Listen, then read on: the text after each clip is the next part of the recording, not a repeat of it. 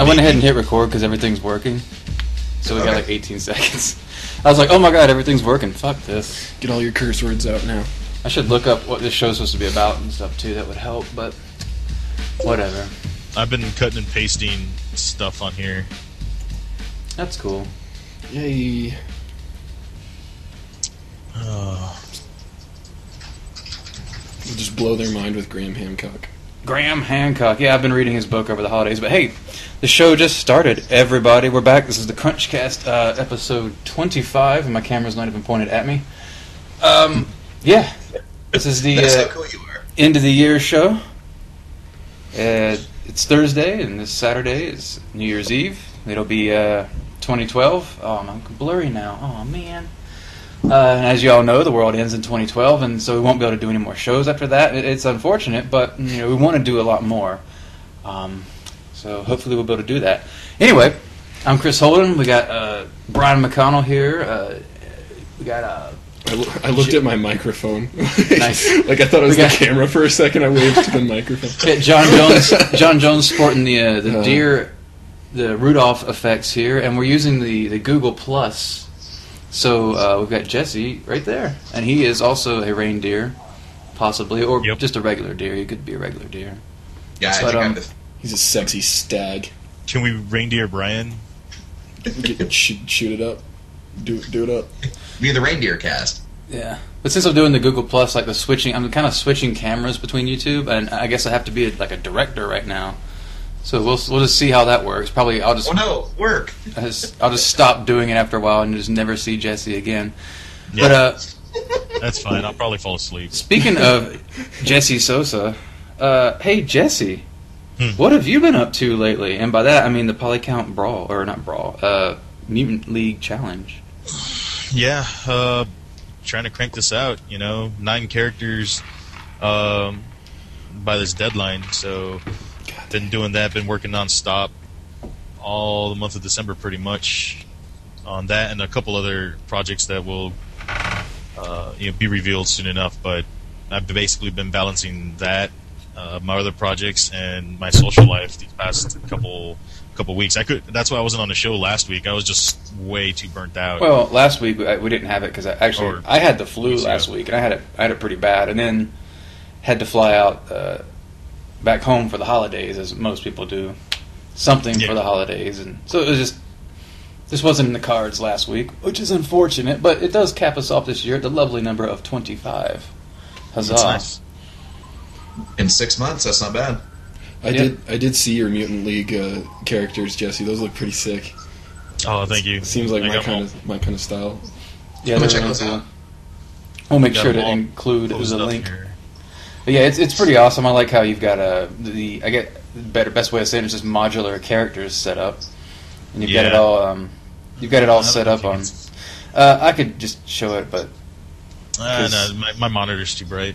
That's weird that you're showing your monitor with your camera instead of using some sort of software. Well, can you do it with Google Plus? Can you just share your desktop? I know there's a version of it that allows that, but I don't know if we're using that. Someday it'll be the future, and everything will work perfectly fine. Yeah, it's still the past right now. So yeah, I'll load up that thread for you. But yeah, so anybody do anything fun for their holiday? Nope. Yeah. Nope. John, didn't you get stuck or something? I thought I read on Facebook something about something happened, and then. Yeah, I was going to go visit my family up in Oklahoma for Christmas. Had it planned for a while. Then my cat got a really, really bad bacterial infection. Oh, that's right. So I had to give her meds. I have to give her meds every 8 and 12 hours for 10 days. Oh, man. And that was like 3 days before Christmas. It's like birth control.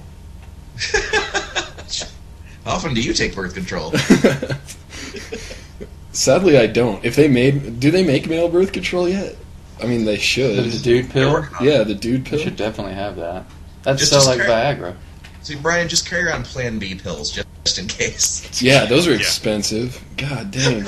You've looked into it? Yeah. Well, He's had to buy a lot of them. I've had to buy one of them. let's not tell my mom that. But Well, She's listens a to big the show, doesn't listener. she? Does your company health insurance flex plan cover that? I wish. Oh man.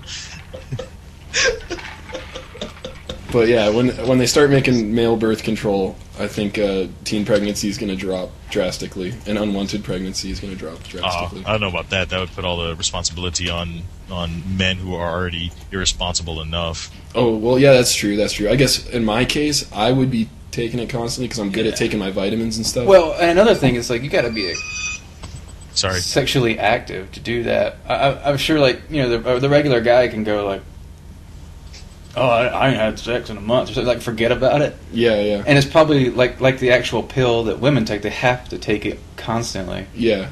And I mean constantly, like every second. But it's like most of them are daily, right? Well, yeah, because it'll mess up their cycle. And you have to stay on it. And if you miss one, then if they miss one, it's something like they have to take 2 the next day, and then it really fucks up guys their are all hormones. procrastinators, and they wouldn't take that. Well, that's what I would just because that's like my biggest fear is an unwanted pregnancy. That's what the shot and stuff are for. There's shots? Yeah, you can get the birth control shots that are good that's for like 3 months or 9 months or something like that. I've heard 6 months to a year. Yeah. And also, for guys, there's I even can't wait to cheaper get option. mine. I've heard of some social programs like like private non-profits where they will pay homeless people $200-300 to sterilize them. Nice. It's kind of permanent, a little controversial, but Little that's an RU option. 486. What? RU 486. The name of the thing. Yeah, it's the pill. The male pill. Hmm. Anyway, Yeah, enough about birth control. that's not lame. That's nothing to do with That's- games. that's Speaking not of stuff that has important. nothing to do with games, This is the prophylacticast. yes. Well, Skyrim can help with Yeah, Skyrim made it all that. That's Yeah, I had to, when I flew home for the holidays this year, 2 a.m. flight, best thing ever. There's no one at the airport. Even the Denver airport security was just like, there was nobody. Who was going to security at 2 a.m.? Me and the captain and crew.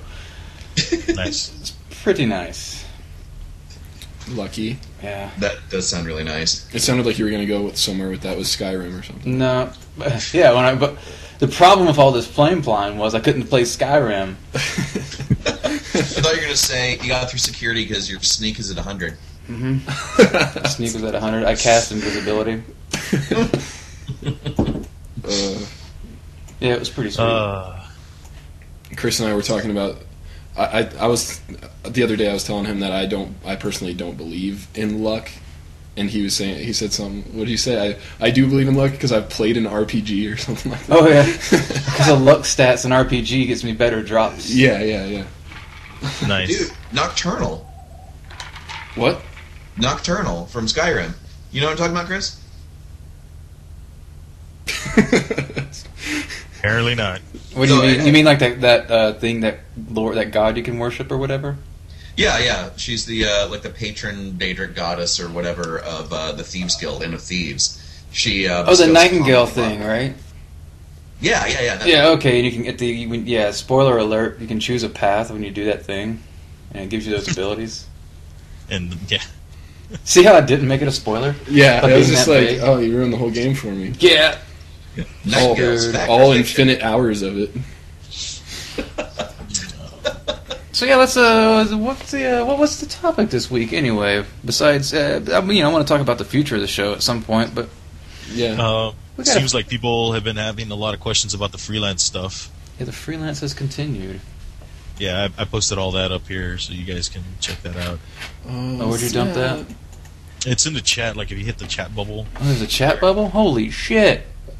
Yeah, this Google Hangouts is making Skype look pretty. I'm gonna ruin the video by Obsolete. clicking on this. Okay, that's not Google bad. knows what's That's up. not bad. Yeah, I could put reindeer antlers. I just realized I could wear the top hat and be Scrooge. I could be.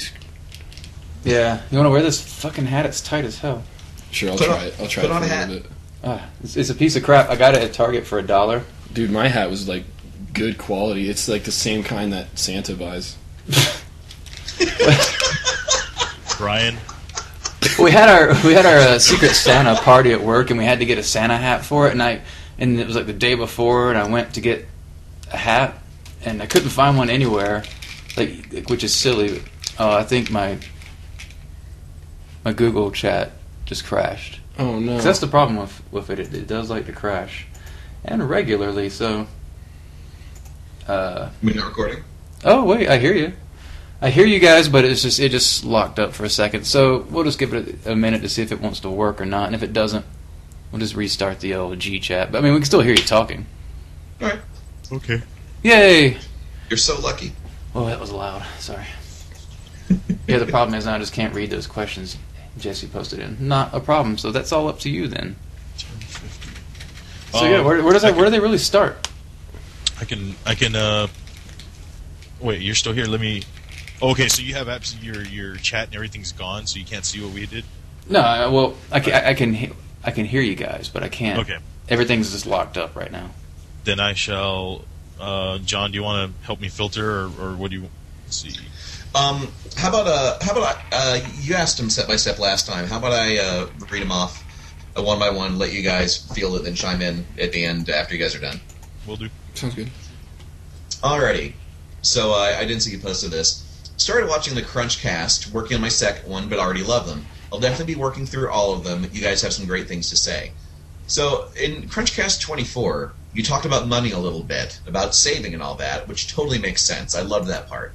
But I was wondering, would it be possible to talk about salaries next time? Knowing your worth and salary negotiation between jobs. It seems like a lot of companies that are starting to pay a lot less than they used to just because there's so many students that'll jump at it. I, for one, started my first job as an animator about a year ago and took that job starting at minimum wage, $10.25 an hour. Must be California. I thought I was the only one that would do that, but then started hearing more and more people doing that. I find getting paid that little disrespectful, and they're definitely taking advantage of whoever accepts it. I'm making slightly more now, but not by much. One thing I've heard is that your largest raises come from salary negotiation between jobs. If you could shed some light in the matter, I'd really appreciate it. Knowing your worth, negotiation, knowing when you're being screwed, what to charge for freelance. Salary seems to be one of those things people don't talk about, so for people new to the industry, they can get really screwed. So, salary, negotiation, knowing your worth, especially starting at like a junior level. What do you guys think would be good jumping off points from there? I have no input because this is my first job, so. That's a tough one. My first job was so long ago, and I jumped at. Uh-oh. Well, there went Jesse. How about you, John? Sounds like. Well, I guess that is that. So that's salary summed up. Yeah, just give me a second here. I'm going to try and restart this. And, the problem is, I got to do all the technical stuff, so I can't, because I can just chime in right now and fill all this blank space. But I actually have to do all this technical crap, because if I show this computer to Brian, his head will explode. Yeah, because Brian has just the worst problems himself of just browsing the internet. It's ridiculous. I'm like, Brian, go to this site, and he's like, ah! His computer blows up. It's a bad time. It's true. So, yeah, sorry about that. I think that's the sound. Bam. I think we got the hangout. See, it says just a few seconds. Check your hair. How much was this hat? $1. The price tag's still on it. Oh, it's still $1. To different facial features on that avatar, sort of like pre-baked in. So basically, when it was visualizing in real time, yeah.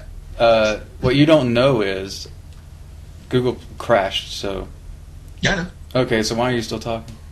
Oh, we're talking about other things. We were waiting on you.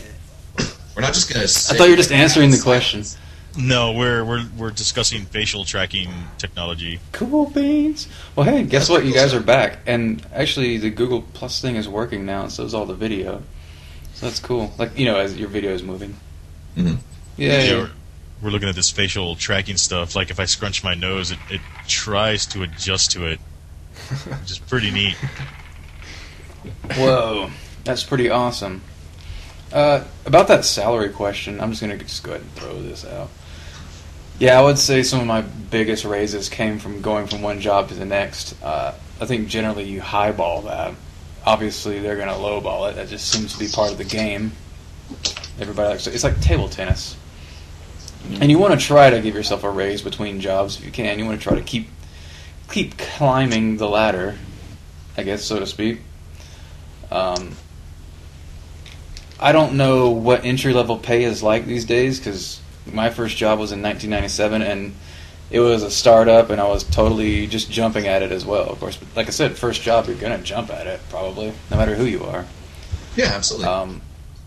So, I mean, I wasn't being paid super great in my first job, and it was actually, it started off as an hourly job, but we had a guy that would just come into work and sit there and then, like, play Second Life or go into chat rooms and just goof off and then write those hours in that he was at work. So that ruined all that, and they switched us to salary. But yeah, I never really had too much raise negotiation. Usually at places where you're going to get a raise, like a larger place where they kind of do it yearly, they'll bring it in and discuss it with you, you know, on like a yearly review type program that they have set up. And even then, it'll probably be a token raise, like maybe like 5%. Yeah, they'll have, a lot of that stuff is like written into contracts and stuff, like or not written into contracts, but written into corporate jargon or whatever, so that like the employee agreement. Yeah, the employee agreement, exactly. Yeah, so I guess it really just comes down to the studio that you're at too. When I was at TRI, after my first year, I got I got a raise on my yearly that was double what I started, and wow, they adjusted me real fast, and within the first 3 years that I was there, I doubled my salary in the first 3 years that I was there. Shazam! Oh, wow. You must have started hella low, or you're just awesomely paid.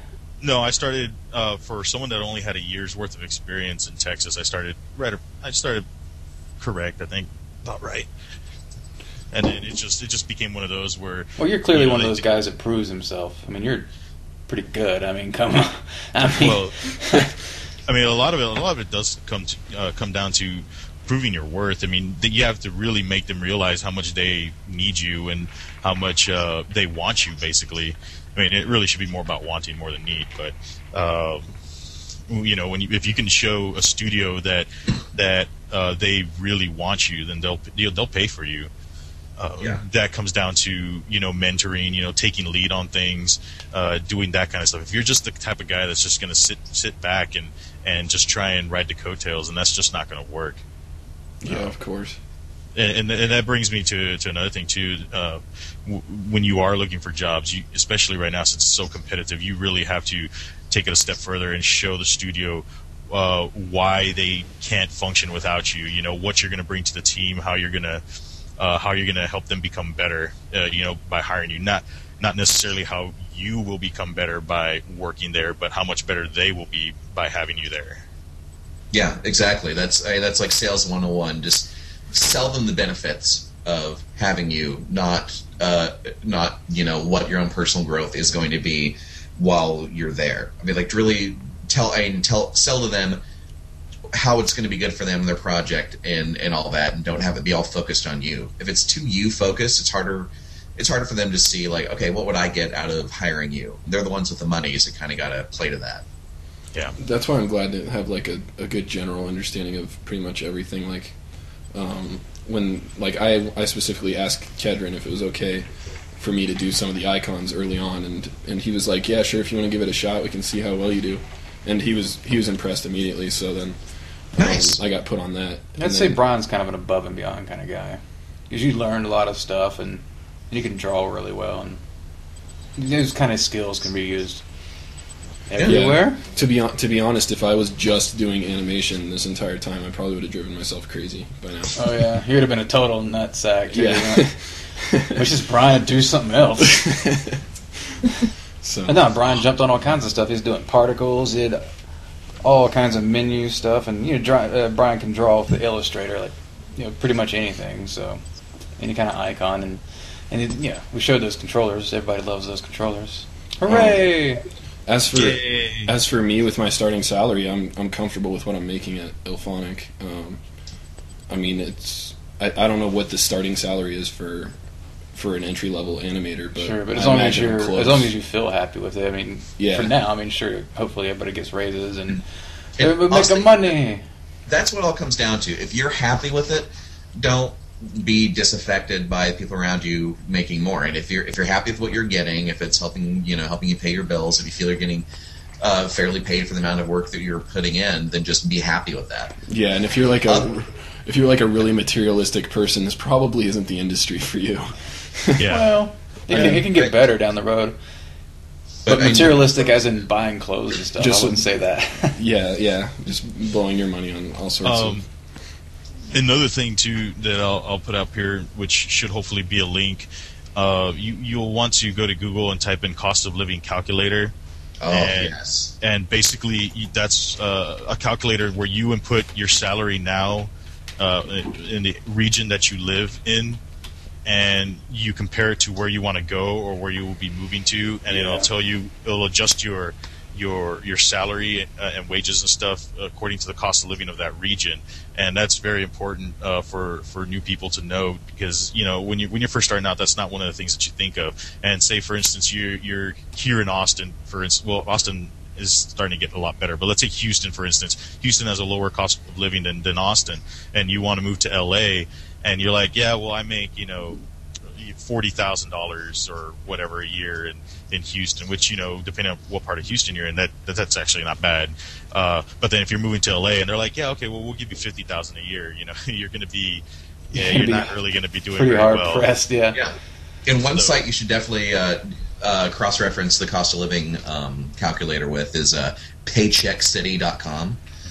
That will let you input your salary and your number of tax deductions, dependents, whatever, for any salary in any state. And it'll give you an estimate that's, in my experience, within about $20 of being accurate of what your tax deductions are going to be, how much you'll be paying in taxes per check, and what your actual take-home net is going to be.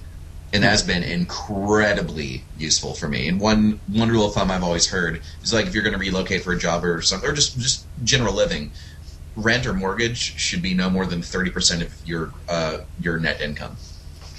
So that's something to start with. John is always on it with these stats. Yeah, dude. John, you're fucking brilliant. John's like, I'm going to articulate this in a way that you could put it into an equation. I want him to be my financial advisor. Yeah. Can you do my taxes? Sure, thanks. Right now I'm at bankrate.com using their moving cost of living calculator, and it's pretty cool because it will tell you where you are, where you want to live, and it has like all these things. Like, for instance, it says like what the average doctor visit is here in Austin versus wherever I want to look at, and it's got like how much a phone is, how much a beauty salon is, how much pizza is. That's important. Yeah, well, yeah. If you're starting out as an artist, I can only imagine you'll be eating pizza. And if you're the other company in our building, New World Order or New World Interactive, the cost of pizza is very important because they order pizzas for every meal every day. Yeah. No, Wow. Jesse, actually, when you were talking about a doctor, that immediately made me think of something else that also has a very big sway in the amount of money you're paid, is the benefits. Yeah, benefits. Oh, yeah. If you've got if you go to a company and all of a sudden it's just like rocking benefits, then that's clearly going to outweigh the company that's like, we ain't got nothing. Because that means you have to pay even if you are making more money at that other company. Well, you'd have to be making more. Yeah. If they're like no benefits, you're like, you better pay me some money. Yeah, If I exactly. go to the doctor and break an arm and get sick of heart, I gotta get a titanium valve in my heart. It's a standard benefit set is health, vision, dental, and I'm not an expert on like medical insurance or benefits or whatever, but generally speaking, I've always heard that PPO health plans for just for basic medical stuff are better than HMO plans. God, I can't remember what PPO actually stands for. You hear more jokes about HMO. Do what? You hear more HMO jokes than you hear PPO jokes. Preferred Provider Organization. Thank you. And HMOs are basically assigned by the insurance company, or you just have a very small number of people to choose from, and they're basically already I guess already partially subsidized by the insurance company or something like that. But one thing I've always looked for and heard to look for is if they offer a PPO plan and it's reasonably priced compared to the HMO plan, that's a decent, could be a sign of a decent company. It's worth going for. Again, not an expert. This is just sort of anecdotes of anecdotes. But I figured I'd throw that out there. Experiences and whatnot. More often than not, it seems like I've had that at United Healthcare at so many companies. Yeah, the game companies can have really, really great benefits, but that definitely is something to factor into salaries. And something that viewers or listeners are probably wanting to hear is just numbers, like actual numbers, because so far nobody's... You'll make $100,000 a month in the video game industry because as soon as you start on a game, you start making royalties for the sales that they project. Wouldn't that be sweet? That will never happen. Yeah, dude, I've never even seen a royalty check. How about you guys? I have. I worked for a really good company for it. Cool. No. But I did work with one guy at TRI who was working on Nocturne. Who worked on Nocturne, and he showed me, or no, it was Flight 2, I believe, and he showed me the royalty checks that they were still getting for it, and they were going down to like $1, because by that point in time it had already been out for 7 years or something. That is funny when you do have a contract that no matter what you still get that percentage of royalties. Like I said, I have another friend that has the same anecdote about working on a Halo port for PC and him still getting royalty checks way down the road. They're small at that point, but it's just a fun little thing. Oh, look at what I got in the mail today. That is pretty cool. It's my Halo royalty check for $1.96. I've never gotten a royalty check, but I did win a 0.5 terabyte hard drive at school one time. Nice. Yeah. Not bad. Nice. We got a $50 gift card from Amazon. From the boss this year. That was pretty sweet. Dude, $50 awesome. From Amazon? You buy whatever you want. There's some books. Brian probably got some sex toys. Yeah, well, there's this one book that I've been wanting to get for a couple of months now, and I haven't been able to get it just because I haven't taken the time to spend the money on it yet. Mm-hmm. So I redeemed that. Everybody poops. It's time consuming, yeah. Dude, every time Brian goes to the bathroom, he just feels so self-conscious. What? Not at all. Turn on the faucet. I don't want people to hear my sins. Shit, I sing in the bathroom. Dude, I knew somebody that did that. Every time they go to the bathroom and they'd be like, instead of they turn the sink on. I'm like, quit wasting my water. I usually run water, but it's more because it's a deafening silence when you're in there, and it's even when I'm alone in the apartment, I turn on the water because I need to hear something other than just me. You don't take your iPod? Waiting. Huh? Yeah. Nah. Yeah, you don't have a dump game? I have a dump game on my cellular phone. Look, unlike all you vagrants, I eat healthy, so I don't even spend time in the toilet. When I have to poop, I go in there, poop, and I'm out. You just jog in, poop, jog wipe, out, flush. Yep. Because just grass comes out of your veggie shakes. ass. It's just like grass. I don't even have a toilet. What I have is a yard. It's just a dirt. It's a compost heap.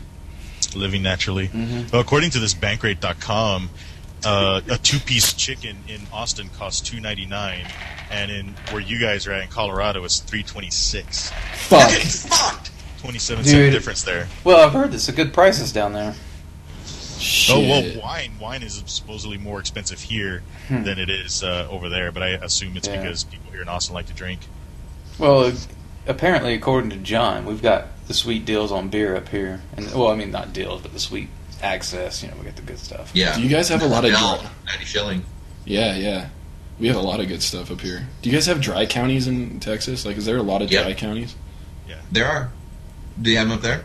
I'm sure we do. I just don't know. You know what they do in dry counties? Not drink. Meth. Lots and lots of meth. Oh wow. You can drink in dry counties, but you have to have a membership card. That's how they get around with it. So each bar and establishment inside a dry county pays to become a private. I can't remember what it's called. Private detective.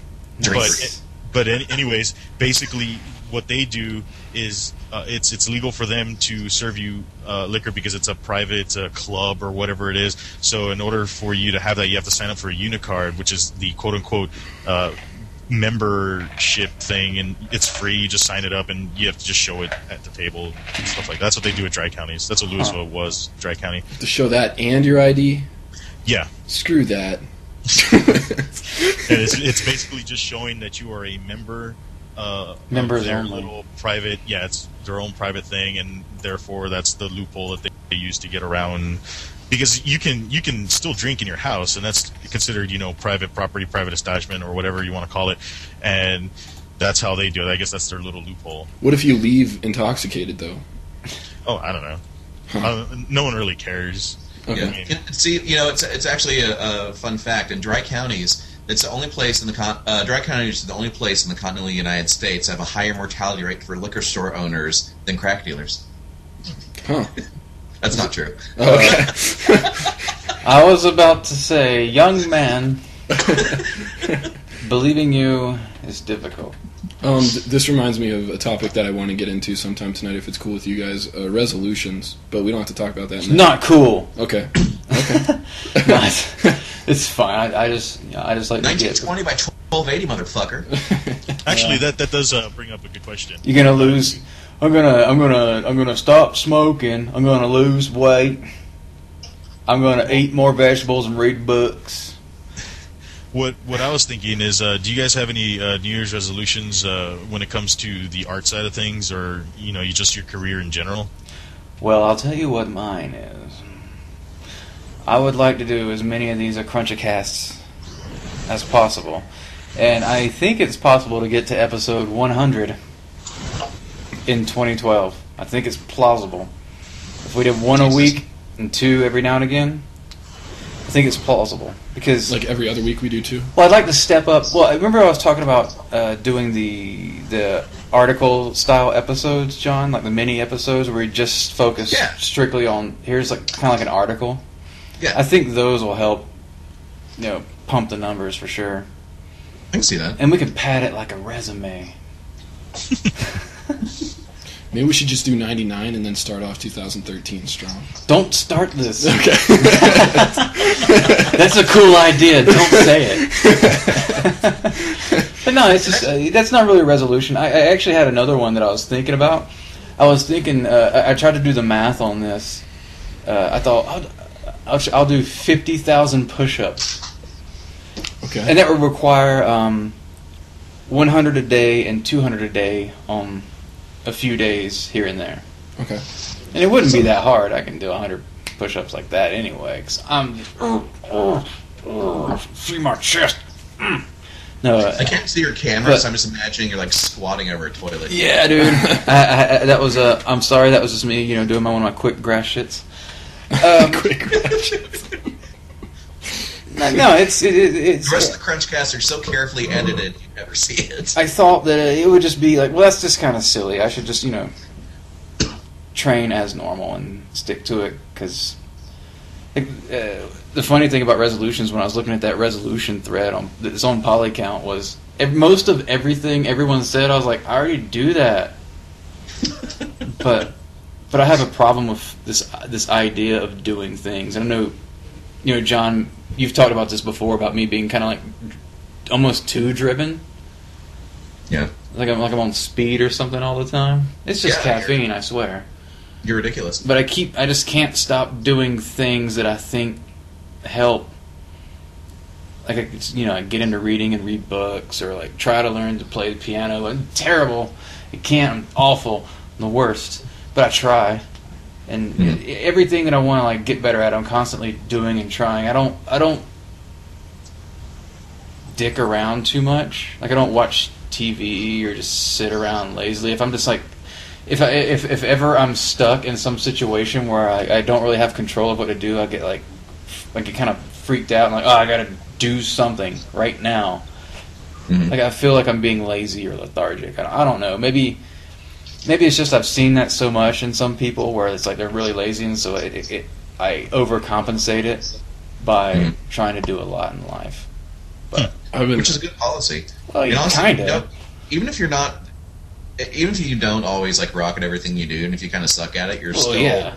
I suck no at matter a how ton of fast you're stuff. moving, you're still lapping people that are just sitting on the couch. I remember what you said a long time ago, John. You said you can't win a marathon if you don't show up for the race. And, of course, you didn't invent that. That's just kind of like a saying, probably a different way of saying it. But yeah, you can't win if you don't show up. I mean, if you think if there's a job you want and you're kind of scared because you're like, oh, I'm not good enough to work for, just apply. Yeah. Just apply. If you're not good enough, they won't say anything back to you, or maybe it was lost in the email, and you should follow up every week. Just keep applying until they're like, oh, stop. Yeah, 80% of success is showing up. Stop. And you don't have to be like Mr. World Class, athlete or artist or whatever. You just have to stay in the race just a little bit longer than the guy behind you. Yeah. You had us at hello. You don't have to outrun a bear. You just have to outrun the person that's with you. Yeah. That's why I always carry caltrops on hunting trips. Caltrops. Hey, look, check this out. There's an old joke that just reminded me of, and I already said the punchline, so what's the point of saying the joke? But the joke is there's two people in the woods, and they see a bear, and the bear sees them, the bear starts charging them. The one guy takes off his pack and starts taking off his hiking boots and starts putting on running shoes. And the guy with him says, you can't outrun that bear. And I said, I ain't got to outrun the bear. I just got to outrun you. Mm-hmm. Yeah, but that's really what it's really all about. You just got to outrun people. But what does that have to do with salaries? And why are we talking about this? Actually, I did want to loop back to that. Yeah. That's what I'm here for. I got you, baby. We'll get back on resolutions. I'll feed my baby birds. So, if you can shed some light on knowing your worth, negotiation, knowing when you're being screwed. Knowing your worth, talk to everybody you know, all your buddies, like you have that comfortable kind of relationship with. And if you get to be good enough friends with people, you can get an idea of maybe not what their salary currently is, but what has been or some kind of ranges, just to get an idea of what the average is. Like these days, I'd say the lowest end starting salary for an artist that I've heard, like on salary, is around 30. I think. I was about to say the same thing. Yeah, like I'd say between 30 and 40 for a starting artist. If you want to calculate like an hourly rate into that, just take whatever you make. If you're assuming a 40-hour work week, take whatever you make per hour, double that number, and add 3 zeros, and that's your rough yearly salary. So if you're making $10 an hour, double that. That's 20. So you're making roughly $20,000 a year at $10 an hour. So that's a quick way to kind of calculate that and compare it against salaries. Yeah. But I'd say after people have been, on average, from what I've seen, people that have been in the industry longer than a couple years, somewhere, depending on their level of seniority, maybe between 40 and 50, kind of on the high end. And as you get more senior, it kind of crawls up from like 50 to 60 to, I see it mostly cap out for artists around 65 to 70 if you're not like a senior lead. But these numbers vary wildly. This is just like the rough average from what I've heard over the past several years. Programmers are in a completely different plane. Yeah. Programmers usually art directors are like usually north of 90 on the low end, depending on the size of the studio. I know some people go all the way up to 150, 200 for that at the high end. There is a limit. There is a not that high of a ceiling for art. Yeah. I mean, unless you're like the man at the biggest company. I'm pretty sure Ken Scott at that Microsoft Halo studio now. 343. Yep. Probably making pretty decent money. I'm just assuming. So. Ken, if you want to, let us know what you're making exactly. Feel free. If you want to be on the show, you're invited because you're everybody's hero as far as art goes. Because I'm sure he's an avid listener. I mean, it's a direct level. By the way, John, that thing on your nose just makes me laugh. It's ridiculous.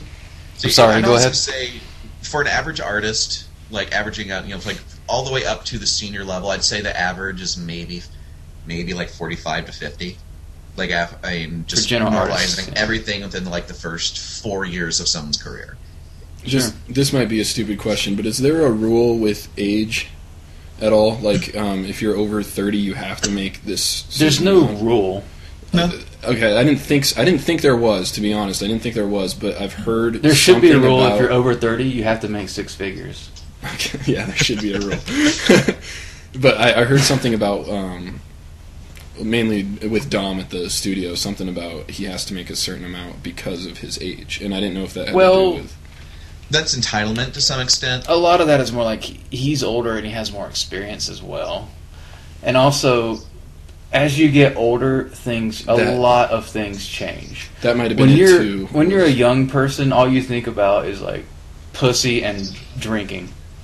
Or if you're a nerd, it's nothing.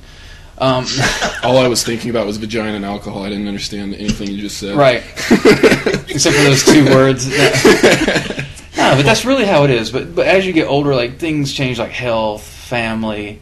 Like a lot of guys, like I said, if you've got kids, man, yeah, you should be making more than somebody that doesn't have kids.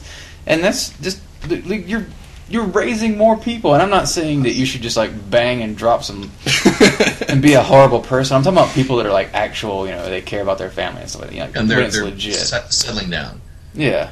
Like, honestly, to find the best quality of life if you're at the settling down stage in your life, what I mostly see people do is move to certain regions or certain companies where the age demographic skews toward being older. Like, Austin has several young companies, but in general, from what I've seen, people move here so they can afford to buy a house, raise a family, yes, and make Texas a decent is a amount. place to get a nice amount of big money ass doing house, cheap. Yeah, it's ridiculous. Like in Austin, the median income is $45,000 a year, which is one of the highest in the U.S. as of a couple of years ago. And the average home price, I think, was maybe like $115,000 to $120,000 for actually pretty fucking decent homes. Like you can get a damn near mansion for like $250,000 to $350,000, which is ridiculous. Whereas compared to Vancouver, which is another game development hotspot, just based on home prices in the area and the average salary that people make across that entire city, 90% of their net income would have to go toward paying the mortgage to be able, for the average person making the average amount of money to afford the average house there, which is fucked. Oh, yeah. Hey, if you're young and single, be a rock star and get a job in a big city and live the lifestyle. Yeah. But go to LA, go to San Fran, go to San Diego. Come to Denver and work at the only company here. Denver is fun. No, there's a few more opening up. Yeah. Your guys' 2-piece chicken is more expensive than Austin. What's So that? fuck that forever. Yeah, I'm out of here, dude. I'm putting in my 2 weeks. Peaches are also more expensive, apparently. Dude, peaches? I grew up in South Kakalaki, man. There's peaches everywhere. You get those things for free. Millions of peaches. Peaches for free. for me. Yeah. Oh, for free. You think that? Well, that's the next verse. You're fine. You're fine. It's okay. Don't worry. So, I'd give you a hug and say, no, don't worry, Jesse. back on the salary thing, just the whole knowing your worth. Just talk to people and just try and get an idea of what they make relative to your experience. Like I said, if you're good enough friends, you're having beers with somebody, it's easier to get that kind of information. For Beers. For negotiation, get them really drunk. Yeah, I was gonna say, what's the best way to, like, hypothetically, what's the best way to approach your boss? Roofie them. Okay.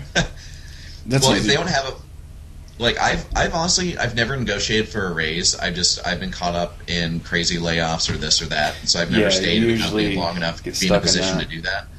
But what I would suggest for that, based on what I've heard and what I've learned since, if your company doesn't have a formal review structure, like every 6 months, every year, at which point a raise is or is not assessed, talk to your manager and set one up.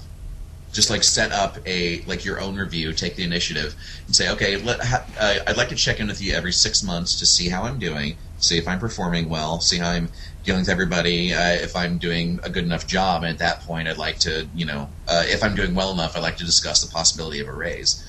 Because honestly, the real you should use the word compensation. It makes you sound all smart. Yes. Yeah. I'd like to discuss compensation. It's like, very good. Increased compensation. But see, you got to negotiate for that kind of shit yourself, because most people won't. And honestly, the rule of thumb is, I've heard merit raises do happen, just like out of the blue. This guy's an absolute rock star, so managers proactively go and do that. But they're not always thinking about that. And if you're not asking for a raise or trying to set up situations in which you can ask for one, you will absolutely never ever get one unless there's some externally imposed force on them pushing them toward making that happen. So if you never say anything, you're never going to get anything. Yeah. And you really shouldn't be afraid of going up and asking for one either. or at least like John said, getting a review if you don't have one, or if there's not some kind of structure in place. You should never feel afraid of talking about that, because in the end it's business, and that's just the way it works. That would be a phobia of mine, to be honest.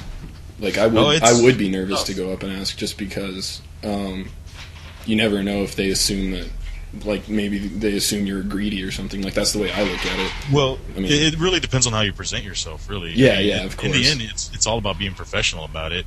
I mean, and there's times where you're like, hey, look, man, I really, I'm having a hard time, in current state of life or whatever that I'm in.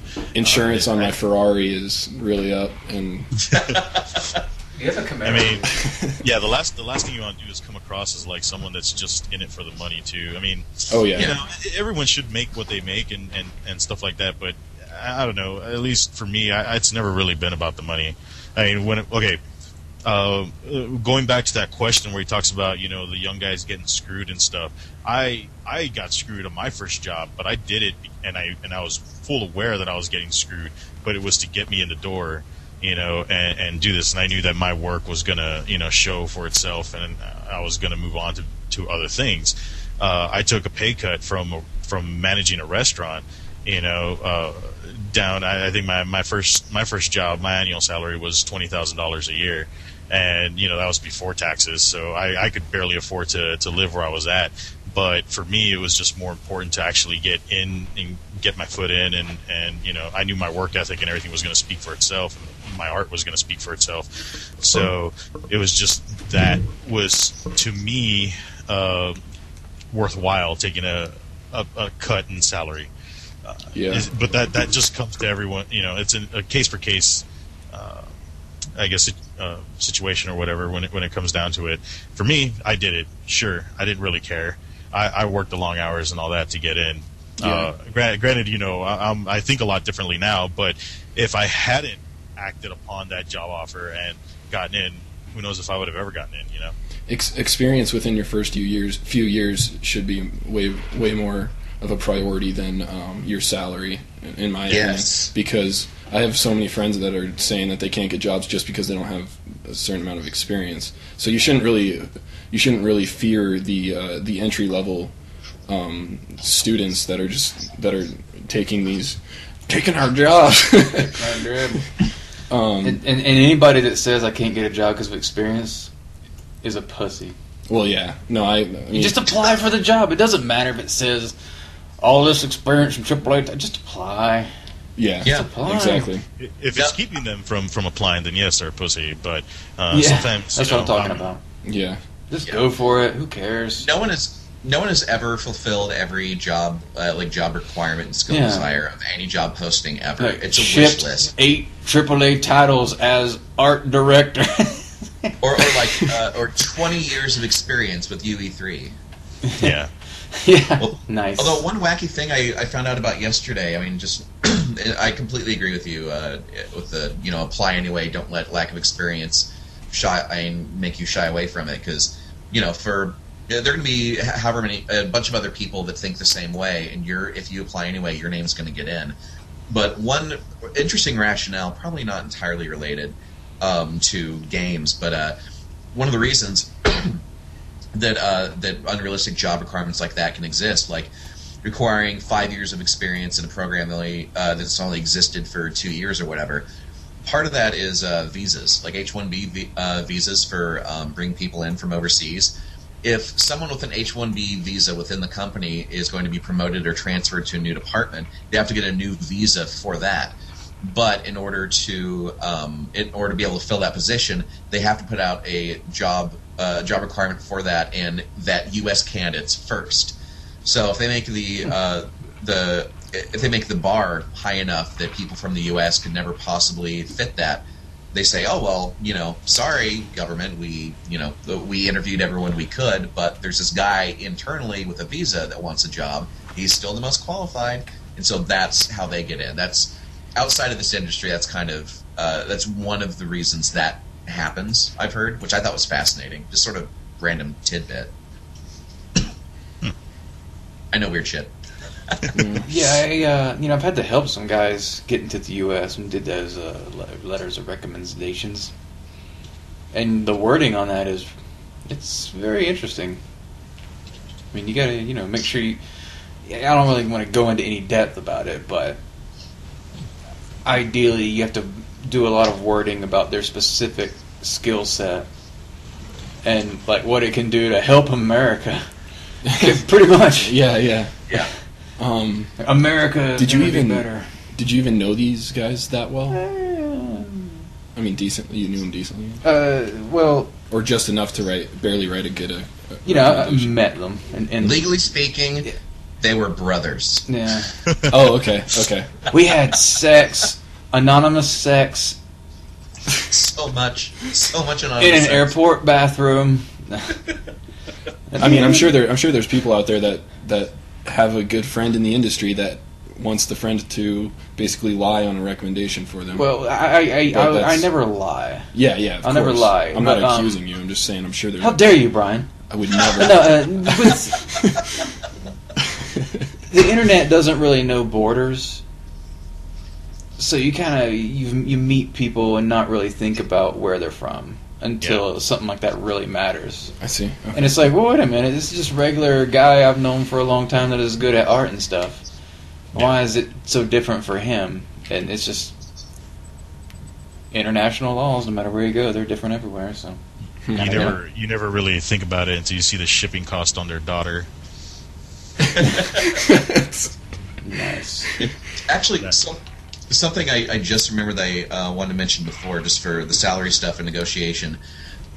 Something I've heard a lot is art school students asking for like really big salaries when they're first starting. Art school? And art school, just art schools in general. Like art school students feeling entitled because they put in 2 to 4 years. Bitch, you entry level and you don't know shit. You just got out of school. Yeah, honestly, the only difference between someone with a 4-year art school degree and someone with no degree with equal amounts of talent is the person with the art degree has shitloads of student debt. Mm-hmm. Yeah. It's unfortunate the way that kind of works out, though. Yeah. There's some schools that really hook people up. Like, there's some schools people come out in their portfolios like, damn. Yeah. How'd that happen? Good, yeah. You're too experienced for this job. Yeah. But a lot of places, it's like, it's like, oh, I just graduated from school. Well, guess what? You learned shit and shut up. Yeah. It's unfortunate. It's honestly, I'd say 90% of places, it's not going to give you any advantage over another person. It all comes down to just your skill set and how well you get along with the people there. Yeah. It will not make you any more money if you're starting out, or really at any point in your career. I think in this last year, I've met more students that are actually good. And I've been like, oh, wow, this is awesome. I'm just saying, if you went No, I'm just talking about like 5-10K more a year starting. It just that entitlement stuff. Yeah. No, just like the whole entitlement thing's like, I put in 4 years, I have all the student debt, I should be making more. Sorry, not going to happen. That is not realistic, and that's probably going to piss some people off, but that is the fact of it. The only difference between you and someone equally skilled, if you have a degree and they don't, is you have a shitload of debt and they don't. Yeah, it's kind of weird, man. Like with the first really larger company I worked at, almost all the guys there went to school, and they were, 4 to 6 years older than me, and had tons of student debt. And here I was, some punk kid that had already shipped games and had lead title. It's like, son of a bitch. It was kind of weird. Yeah, because I felt like this roll of the dice, this life, that whatever happened for anyone. Yeah, I don't know. They had a lot of fun in school and learned what they learned. Met a lot of good people. But it seems like there's going to be a slower turnaround to that, because you meet a lot of cool people, but in the end, how many people that you graduate with actually do get jobs? So the networking from that isn't as much as, say, you get a job right out of high school or something in the industry just because you've been doing mods or something. And so now you have, like, instead of 4 years of school and maybe 2 or 3 people that get in the industry, you've had 4 years of industry experience and all these people of other industry experience. So the networking here, like the guys that you knew 4 years ago were also entry level with you or whatever, but now it's 4 years later, so maybe they've been promoted somewhere and they're already higher level. And they're embedded deeper in the industry. So what you've got is this 4 years of experience and these embedded people all around you that can help you out versus, again, I never really, I don't really know the best way to put that into words, but whatever. Yeah, it is about making contacts, and it's about who you know in school is a great way to get an opportunity to do that, but it's not going to give you just like a ticket into anywhere. No. And again, I'm not trying to rag on schools too hard. It's just I've heard. I don't want it to sound like that. That's why I was having such trouble articulating that, because I was trying to find a way not to sound like I'm ragging on schools, because I don't mean that at all. One big problem with schools that I have that I didn't really notice until the other day when I read this really funny thread that Chris sent out at work. The Bullfrog one? Yeah. One thing. What is that? Game art school Bullfrog or something? Did you guys see that? It's a Tumblr. No. It's a Tumblr. Fuck thing, you. Isn't it? Yeah, it was one of those things. I'll try to dig it up. Go ahead, Brian. Go ahead. Sorry. One of the Bullfrog jokes was something along the lines of didn't see or searched for help on Google, didn't see it within the first page, so gave up, or something like that. I don't know. Yeah. Yes. And it was in the thread of awesomeness on Polycount, but I'll put it up in the links. It's basically just jokes like that. They're all pretty funny, but it's very true. Like in school, if you're having a problem with something, you just ask the teacher or a friend or an instructor or something, and they will like step you through it. And basically, well, you're in school, you're supposed to learn, right? Yeah. I mean, I don't mean to overstep my bounds here, but you're supposed to learn in school, right? Yeah. Okay. Thanks. No, that's but that's what I'm saying is like since they can't figure it out on their own, or maybe they can, but they just don't take the initiative, and the instructor will walk them through it step by step. So they tend to get lazy and not want to look up like how to do it themselves. Sure. No, that reminded me of something where, John, like when me and you were coming up, right? We're modding Quake, right? Yep. And before that, I was modding Doom, but there was no internet. And then the internet came out, and I started modding Quake, and there was John, and he was modding Quake, so we modded Quake. But how many tutorials were there for that? Nothing. There was basically like the one person kind of figured it out and wrote up like 1, you do this, and 2, it's in the game. And there weren't pictures. This was in a text file. But for the most part, you just kind of figured it out, and that actually helped me. And obviously, you've been pretty successful in the long run of writing tutorials or articles on that.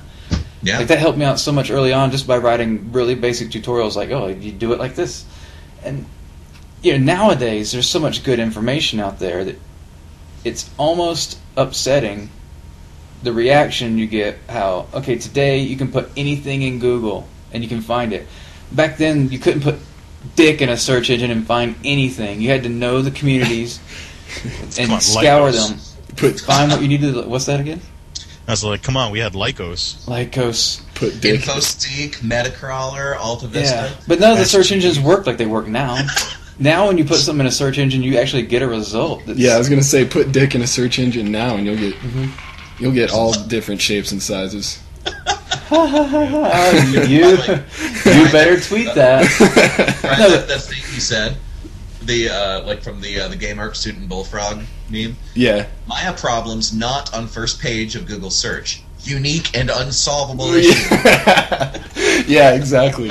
I will admit though, that's what I was going to say earlier. Is that's my biggest weakness is finding results on my own. But if I have someone to show me just one time, I'll be able to pick it up like a couple months later easily. Sometimes it's hard to put into words like what you're trying to do or what the problem is. If you don't have the vocabulary for it, I mean that can be really hard to communicate and know what the fuck. If you don't know the exact right words to search for, you're pretty much hosed. Yeah.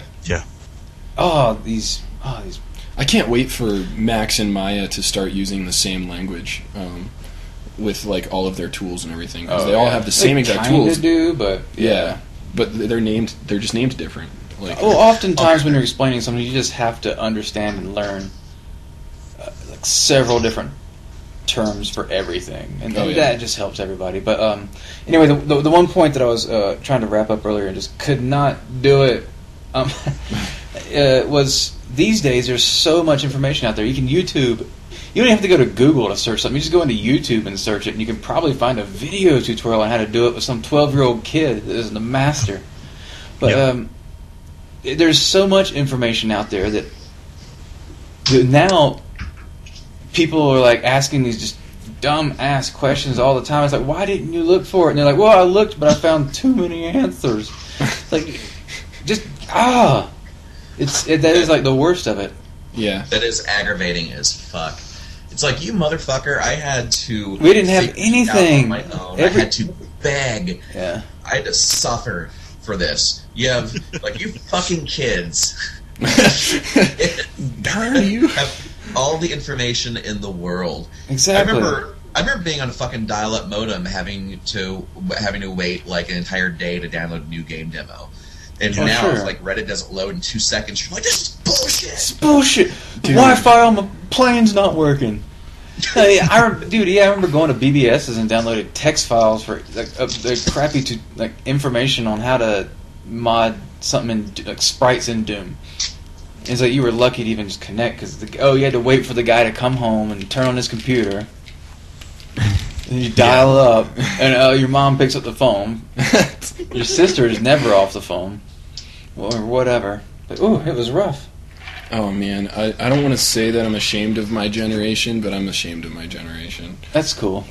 Everybody's the same way, Brian. Never worry about that because it's always and it's not the fact that it's your generation is worse than the previous generation. It's that you're dealing with, like, say, here and now, everyone in this room is professional at what we do. Yes, just look at us. So we're awesome. We're super cool. We're hung as crap. We're well paid. The best in bed. Good dancers. Probably good at dice. We've always rolled 20s. No, the point I'm saying is there's a certain level of competence that you already possess that generally keeps you where you're at. Now, not everybody, and there's also just situations and things that put people in other spots. But there's a certain level of competence that's required to maintain a career or like a basic skill. Mm-hmm. And it's the same way in anything. If you're somebody that's excellent at some skill, then other people that are excellent at that skill just seem to have a certain level of competence that. General way of thinking and like-mindedness can confuse the idea of more intelligent or possibly just better people to be around. And so it's real easy to be like, man, everybody my age is dumb. But well, yeah, it's true. Everybody your age is dumb. 5 years from now or 10 years from now, like 10 years from now, I'll be like, God, why did I do that? I'm so stupid. But I'll also be 42 years old. It's 10 more years of life experience. So what made me say that to begin with was you saw it, the thing on Space Ghetto of the screenshot of all of the Twitter things of the kids that were saying like, I didn't get an iPhone for Christmas. I hate my parents. I hate my parents because I didn't get an iPhone. Or all the replies. They got me a car instead. All the replies to the hashtag God is not great is, I want to shoot you. If I got a gun and I'll find you, I'll kill you. Like, I mean, I grew up all up in that religion. I mean, my dad does the music ministry, the preacher. My stepbrother, brother-in-law is a military chaplain. My sister is a missionary. I'm deep embedded in that shit. I know what it's all about, and it's not really, about shooting people and killing people. I'm just saying, pick it up and read it sometime if you're into that. Well, I mean, to be fair, like Jesus and the moneylender's temple in the Bible. Yeah, that was the one time he pulled out the whip. Put a bomb in there. Look, these are money changers in the temple, bro. Are you kidding me? Seriously, bro? That's something to be pissed about. The worst joke. What's that? I'm suppressing the worst fucking joke. Oh, some kind of horrible religious joke you want to make? It's probably a good. You see, like I said, I'm not really like into all that. I don't even, go to church or really, practice. So, but I've learned to find that happy median of being like, look, it helps a lot of people, hurts a bunch of them too, but it makes you happy. It helps you helps you get out of the house and hang out with people. Yeah. So what? And see, and speaking of what you were saying before about people younger generation not being as self-sufficient or whatnot, personally, I'm a lot more likely to help people that kind of adopt the attitude of a student, of someone wanting to learn, but it genuinely makes an effort to try and get their shit together and figure out as much as they can before bothering somebody else with it. Yeah, absolutely. It's kind of people I like to help. If somebody's figuring stuff out, I get super excited about helping them out. There's two things that make me super excited about helping people out. It's like if they don't need my help, they just want some basic, hey, what do I got? I just want to get better kind of thing. But they're already pretty, they kind of figured everything out. As opposed to someone that's like, show me how to Unreal, or Max, what's the deal with that? I want to see somebody that's like, well, I already figured out how to model and texture this thing, and Or I got a copy of Adobe. Yeah, what do I do? No, that's a company, not a product name. I got Adobe. What do I do? I like helping people that I can look at and see the potential, the raw potential that they have in their early work.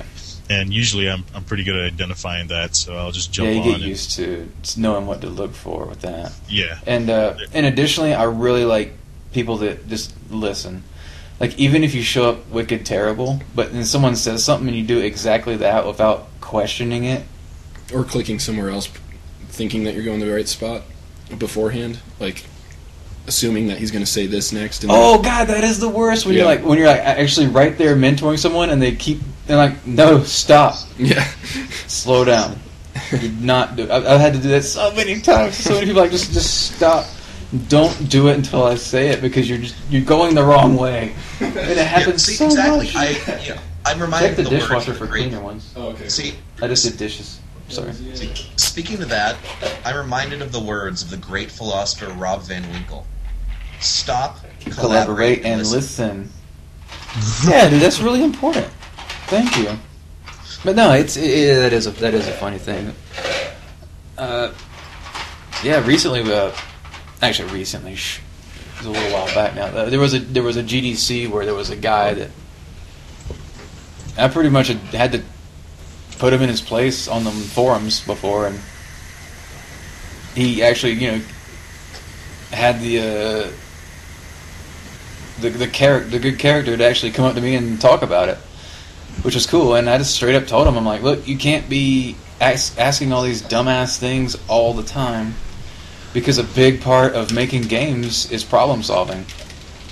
If you can't figure out the basic, if you really can't, if you're running into a bug, there's some very common bugs, not really bugs, but just issues that people run into that they're not prepared for when it comes to working with any game technology. And you'll see, doesn't matter what game engine you're working on, you know the common questions people are always going to ask.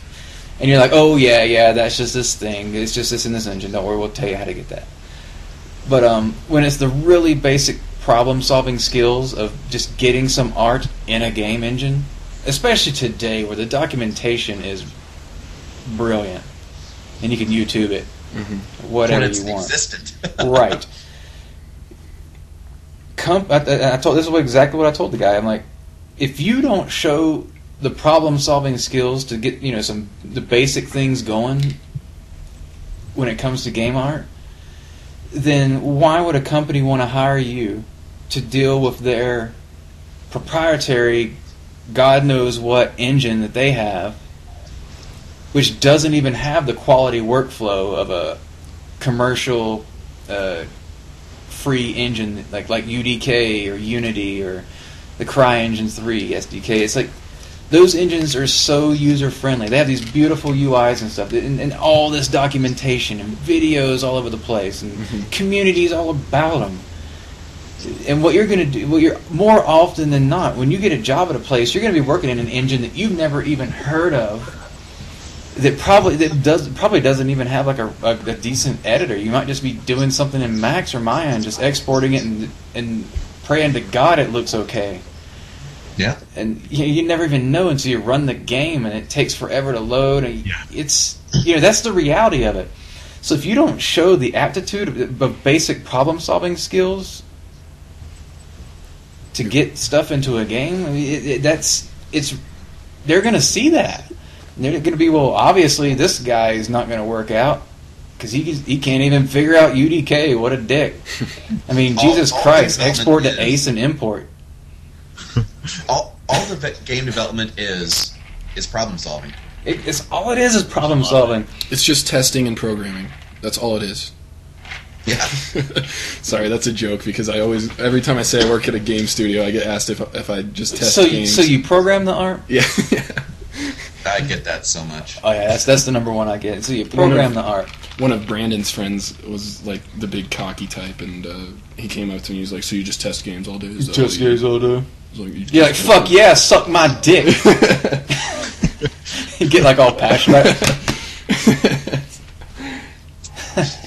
Yeah. There's some truth to that, but yeah, you're absolutely right. I mean, showing problem-solving skills is important. It's not. I mean, you have to ask yourself: are you in this to make art, or are you in it to make games, make functional art, and being willing and capable of solving problems while focusing on the goal of making a great game? Yeah. Yeah, I mean it's a question of philosophy to some extent. Mm-hmm. Oh, I feel dirty using that word. Oh, you're so dirty. No, yeah, pretty much every game I've worked on has been a new engine that no one's really ever worked in, or, I was kind of lucky, like when on Nexus we're using CryEngine, but technically, we're one of the first companies to use their editor, so there's things that you just have to deal with, and it's, like I said, it's still a new engine, and it's still a lot of problem solving. And if you really want to talk about problem solving, do a console game. Jesus God Almighty. Yeah. Yeah. Like okay, it's all well and nice when I'm on the PC. Yay, look at this game on the PC. Oh, let me just test it here on the PC. Everything's great. But then you got to think about like Xboxes and PlayStations and God knows what, a Wii. Or, oh, geez, you're doing something for the 3DS? Oh, you poor bastard. I mean, it's just the higher levels of difficulty to getting everything to work. I mean, it's... Yeah. And speaking of what you were saying a minute ago about, like, if this guy can't even solve this problem in UDK, what good is he? Just one way I thought of phrasing that is, looking at someone on a forum that's stuck up on a really simple problem, just thinking flat out, this is the kind of problem that stops this guy in his tracks.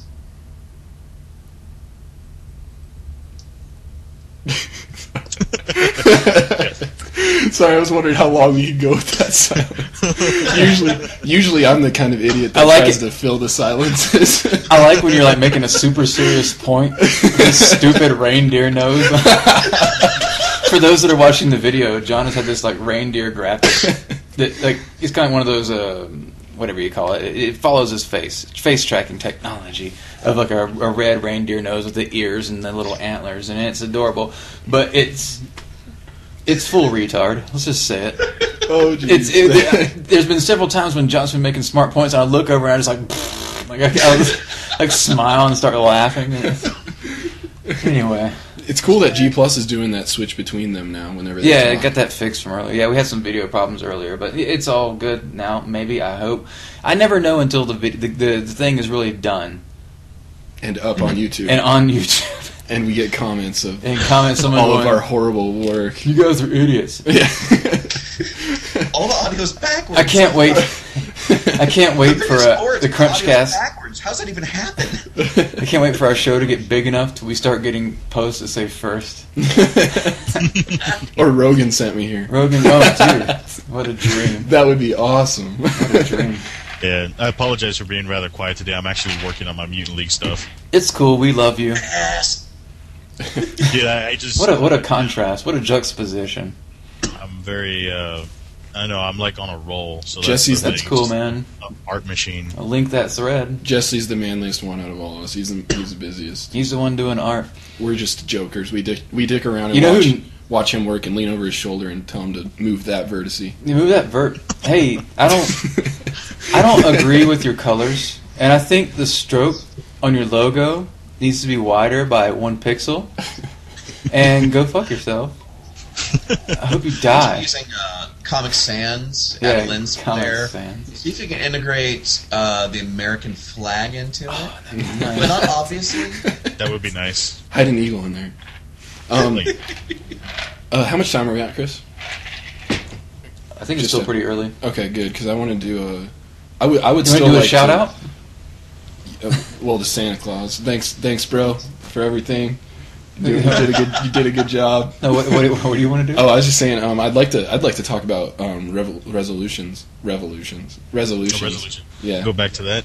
I mean, we didn't really touch on it too much. I mean, you asked about if we have any art resolutions at all, Jesse, and personally, I have like maybe one, but Okay. I was focusing more on my physical resolutions. Oh, yeah. Your body. Yeah, but Brian's gonna get his diet in shape, and by diet, a lot of people misunderstand what the word diet means. Diet doesn't mean Brian's gonna stop eating, I'm gonna food. Yeah, and go to the bathroom every once in a while and throw up. The concept of a diet, the word diet means what you're eating. Like, here's my my test, my advice to everybody out there. Tomorrow, or maybe not tomorrow, because we're getting close to New Year's Eve, and tomorrow is Alistair Overeem versus Brock Lesnar, UFC 141. I'm pretty excited. So, but no, diet means what you eat all the time. So what I'm challenging people to do is get like a piece of paper and a pencil, or open up Notepad on your PC computer or Macintosh. Memo on your smartphone. Your memo on your smartphone, and you write down every single thing that you eat in a day. And by that I mean every single thing you consume. I don't mean like, I ate a Hershey's Kiss. No, I ain't worried. No, write it all down. Everything you eat, everything you drink, like exactly, write it, every bit of it down. And then at the end of the day, be like, I am disgusting. Oh, jeez, I ate a whole bag of Doritos.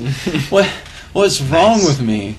I ate 4 hot dogs from 7-Eleven. Oh, no, but that's your diet at that time. That's what you're eating. That is what is considered your diet. But it's a counterpoint. Really understanding that is important. It's a counterpoint, though, for diet, the definition of diet. I'm reminded of Jim Davis's classic cartoon character, Garfield. Diet is die with a T. Thank you. But I like Garfield. I like Garfield without Garfield. Google it. Yeah. Genius. Oh yeah, those are funny. I never really got into. Hobbes is just sad. What? Calvin without Hobbes. Oh, Calvin! Freaking out. It's just a story of an insane kid. Well, that's what Garfield without Garfield is. This is this delve into the deep, dark brain of John Arbuckle. Yeah. That's just a funny name, John Arbuckle. Yeah. So anyway, what Brian's trying to do is Brian's becoming a professional bodybuilder by the year 2016. That's his goal. And so because he's gonna get in 4 solid years of proper training and nutrition. Now, I'm making up this part, but this is if you were to really see what he's getting into, you would say that it would be technically where he's going, but it's not. Brian is just vain. He's a guy. He likes exercising. He likes working out. And he's into anatomy, mostly female anatomy, but especially his own.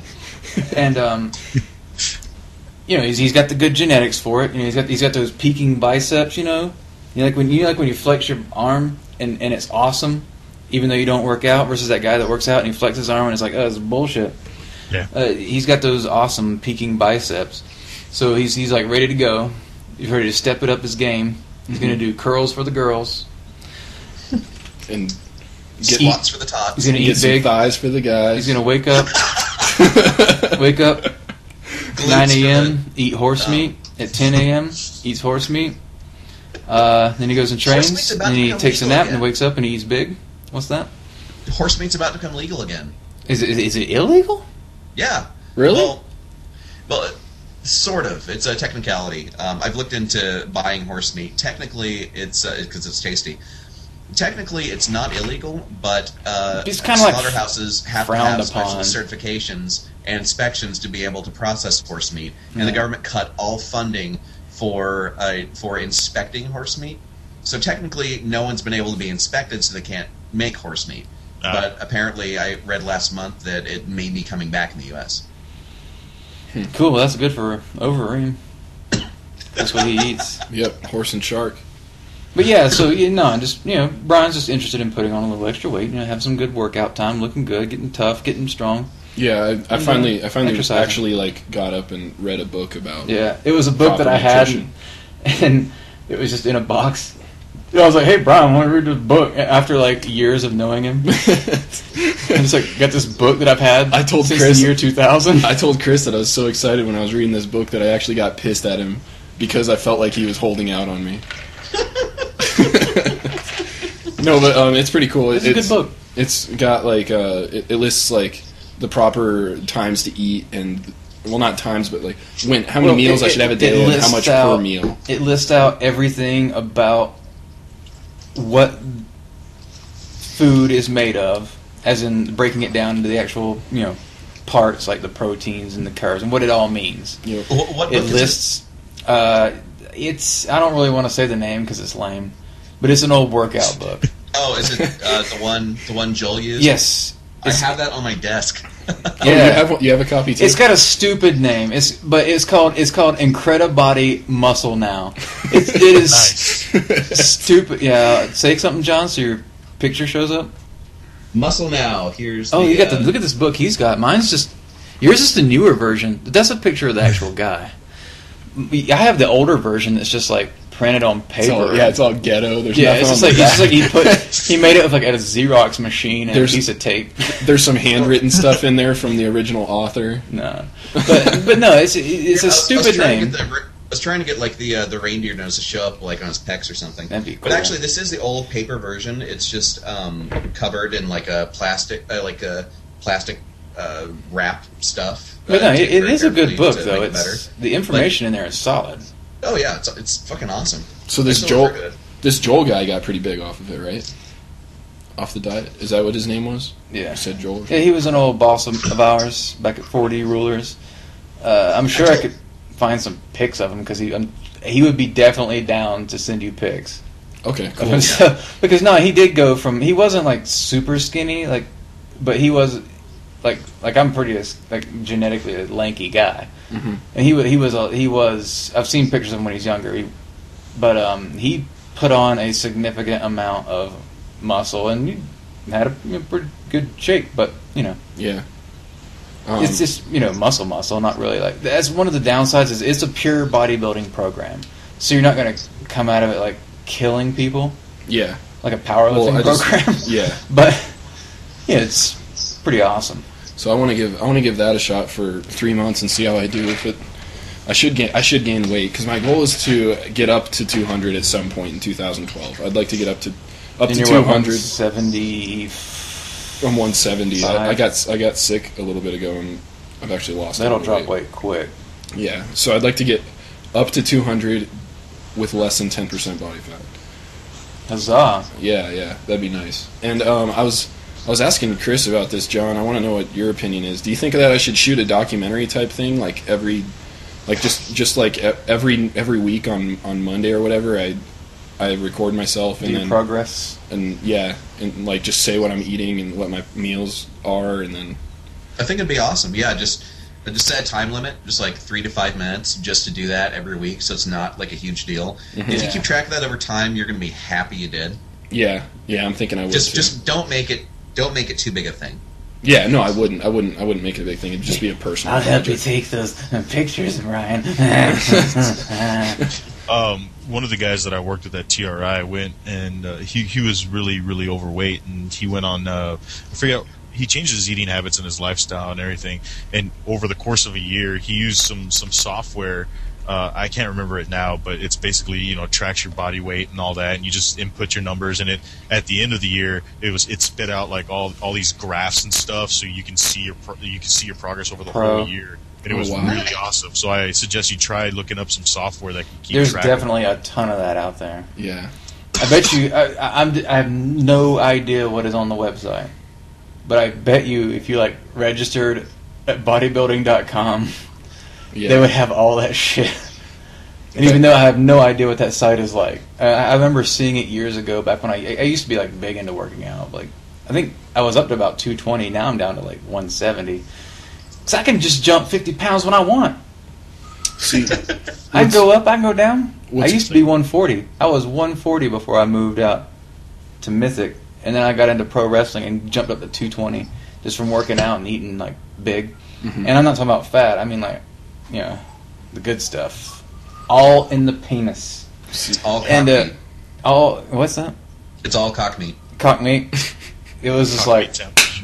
but yeah, no. Then I came back to Denver and then started biking and lost all that weight just because it was what the body demanded. The body says, "Be lighter. You're on a bike. Stupid." yeah. Your body's like, you asshole.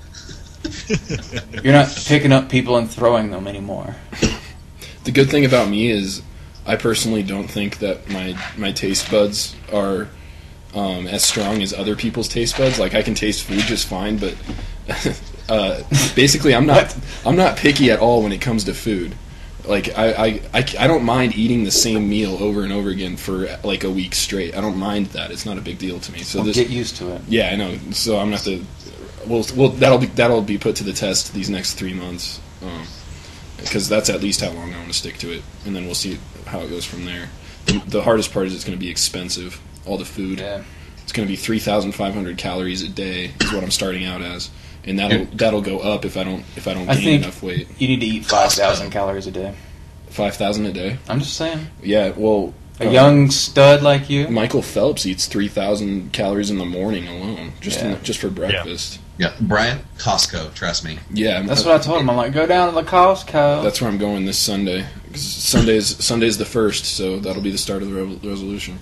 Revolution. Granted, I'm not like a bodybuilding Oh guy. yeah, what were we talking about resolutions this whole time? Yeah. Can you believe that? Yeah, I was gonna mention my art resolution is I had this general idea, like timeline, I guess, just short timeline of the script that I want to write, and I'd like to actually I don't know if I should make it as do long little as a animations? movie. Yeah, I don't know how long of a script I should write, but I'd like Maybe to. you should make one, like 24 seconds. If you can make that, Well, then think about a 3-minute. yeah. I personally, I'd actually like to have a full-length film animated script. I wouldn't do it myself, obviously. I can't do a full animated film by myself, but then I could present it to. I know some directors and stuff. I wrote a 40-page novella once about a dog that was a detective. Nice. Yeah, Wow. see, I've never really done any writing to that extent, and I'd like to do it because I think I could. I'm good at writing one-line jokes. I mean, I think I'm decent at writing one-line jokes. So You're funny. yeah, so if I could write a full script, That and- Christmas shit was bullshit, though. You didn't like that? No, if you didn't, I can kind of see why. I felt like that the part that you always preempted it with the naughty days of Christmas thing. If you didn't have that, I felt like that was kind of pretentious. Oh, okay. But if you didn't have that part at the beginning, I might have been down. But when I had to start reading that every time, I'm like, fuck this guy. Fuck this guy. What a dick. He's just reposting. But, if it was just straight up with the, Okay. you don't need a splash page, bro. Yeah. John likes it. So yeah, I want to see if I could write a script this year. That probably. I don't know. We'll see. See, I was thinking you were going to be writing. A horse? Oh, wait, maybe. No, I think I just blanked out. That's I was thinking cool. You were going to be writing like a Max script. Why don't you paint Max textures Script. and shut up? Why don't you pose some characters on the diamond? Baseball diamond. 'Cause that's what he's doing, folks. Yeah. He's working on his characters. So, Chris, How is what's that your coming out? I don't really have a resolution, to be honest. Like I said, I kind of made that joke about it earlier.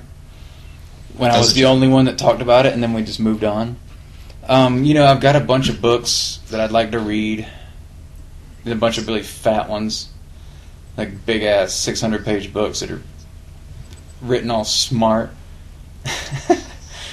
But no, I'd like to, get those read, but it's not really a resolution. It's just like, God, I gotta read these It's like books. 600-page books. It's like that's everybody poops plus all the appendices. Everybody poops. I got all the Clifford books.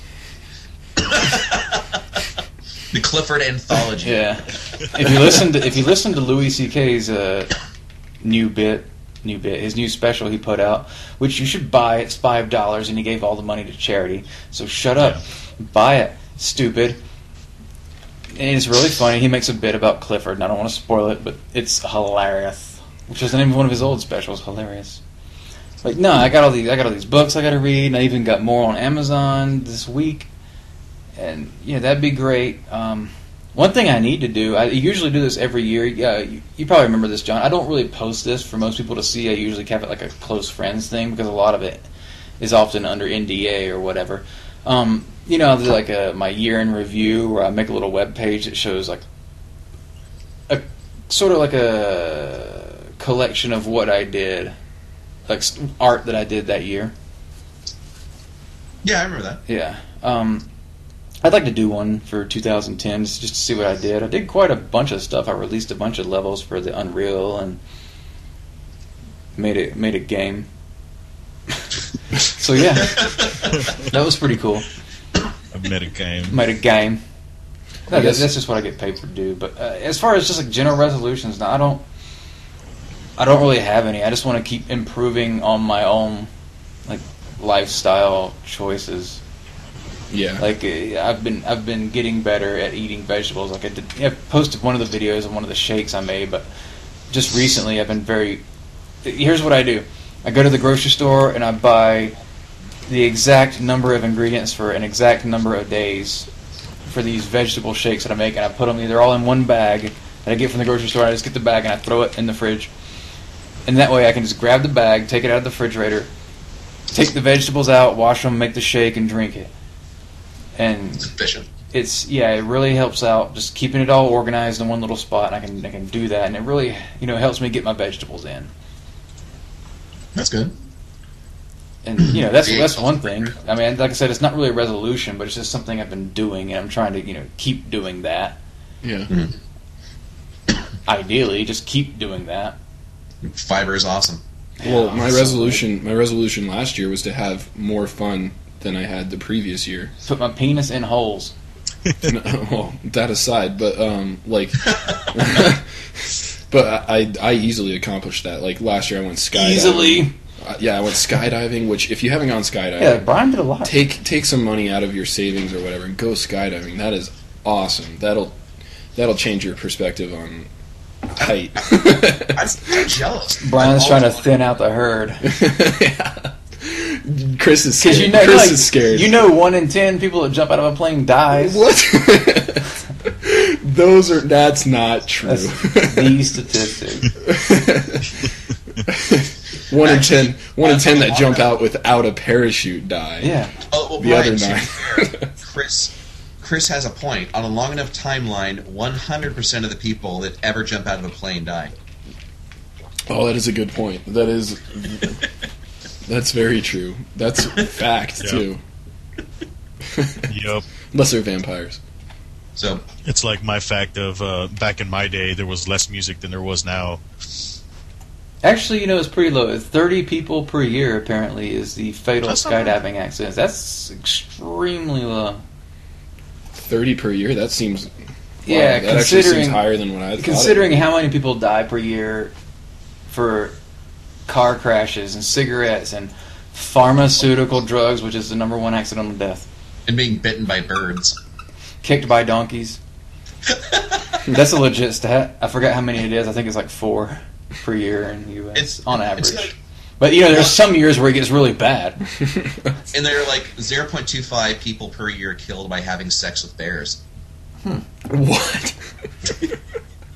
There was that one dude that got wasted by a horse. Yeah. They had to make a new law. I don't know anything. So yeah, resolutions. What's that all about? Nay means nay. Hey John, is your resolution to stop smoking? Should be. No, I hadn't thought about it a lot. Overall, Work less, play more, sign more deals, bring on 2 employees, keep up a consistent diet, drink less beer, go to the gym more, and that's about it. The beer thing's gonna be hard because I love good beer. I was gonna say drink less beer. Yeah. I've seen you put them down like a champ. Oh, that's another thing about this diet is I'm going to have to not drink like hardly at all, really. Yeah. For these first 3 months. Well, it's just like So I'm just going to binge drink on protein synthesis stops New once Year's alcohol Eve. hits the body. So Yeah. So I'm just going to binge drink on New Year's Binge. Eve and hope that I survive. as soon as you wake up that morning, just start. Yeah. So you're blacked out all day. So, Jesse, what's yours? When it comes down to professional resolutions, this year I'm trying to make more art, since I really haven't produced much personal art these past couple years. I have a little bit, but not as much as I used to. So I'm trying to get back into that, which this Mutant League is the start of it. It's actually nice to see you back. I was thinking about that earlier. I was like, whoa, look at this. Jesse's doing art. I didn't even think about it for a while. I was like, oh, he's just posting. Then I'm like, oh, it's been a long time.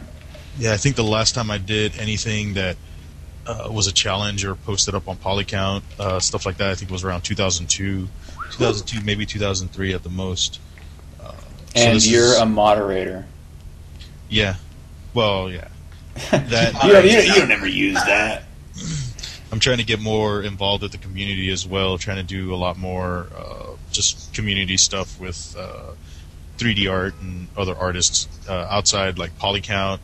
I'm talking about like here in Austin as well, just trying to do a lot more of that. Well, you definitely got it going on. Trying to mentor a couple more people. I have a personal goal to get one of my friends a job in the game industry. She's got talent. She just needs that, I guess, that final push to build that portfolio that will make people want to hire her. And it's about it. Really, just want to try and get into more challenges, try and get my studio off the ground and stuff like that. So, Your studio? yeah, that's my other projects on the side, but we could talk about that later. Sure. When I get a little bit more content and the website goes live, I think that's going to be. You gonna pimp it, bro? Yeah, I'll pimp that when that comes out. Sweet. But those are all my professional. That's really the related. reason Jesse got involved in the CrunchCast, is because he was like, I'm going to do a studio soon. I need a way to get it out there. And he's like, let me be on your show. And then, he gets like 10, 20 episodes in. He's like, I got a studio. It was all a big front.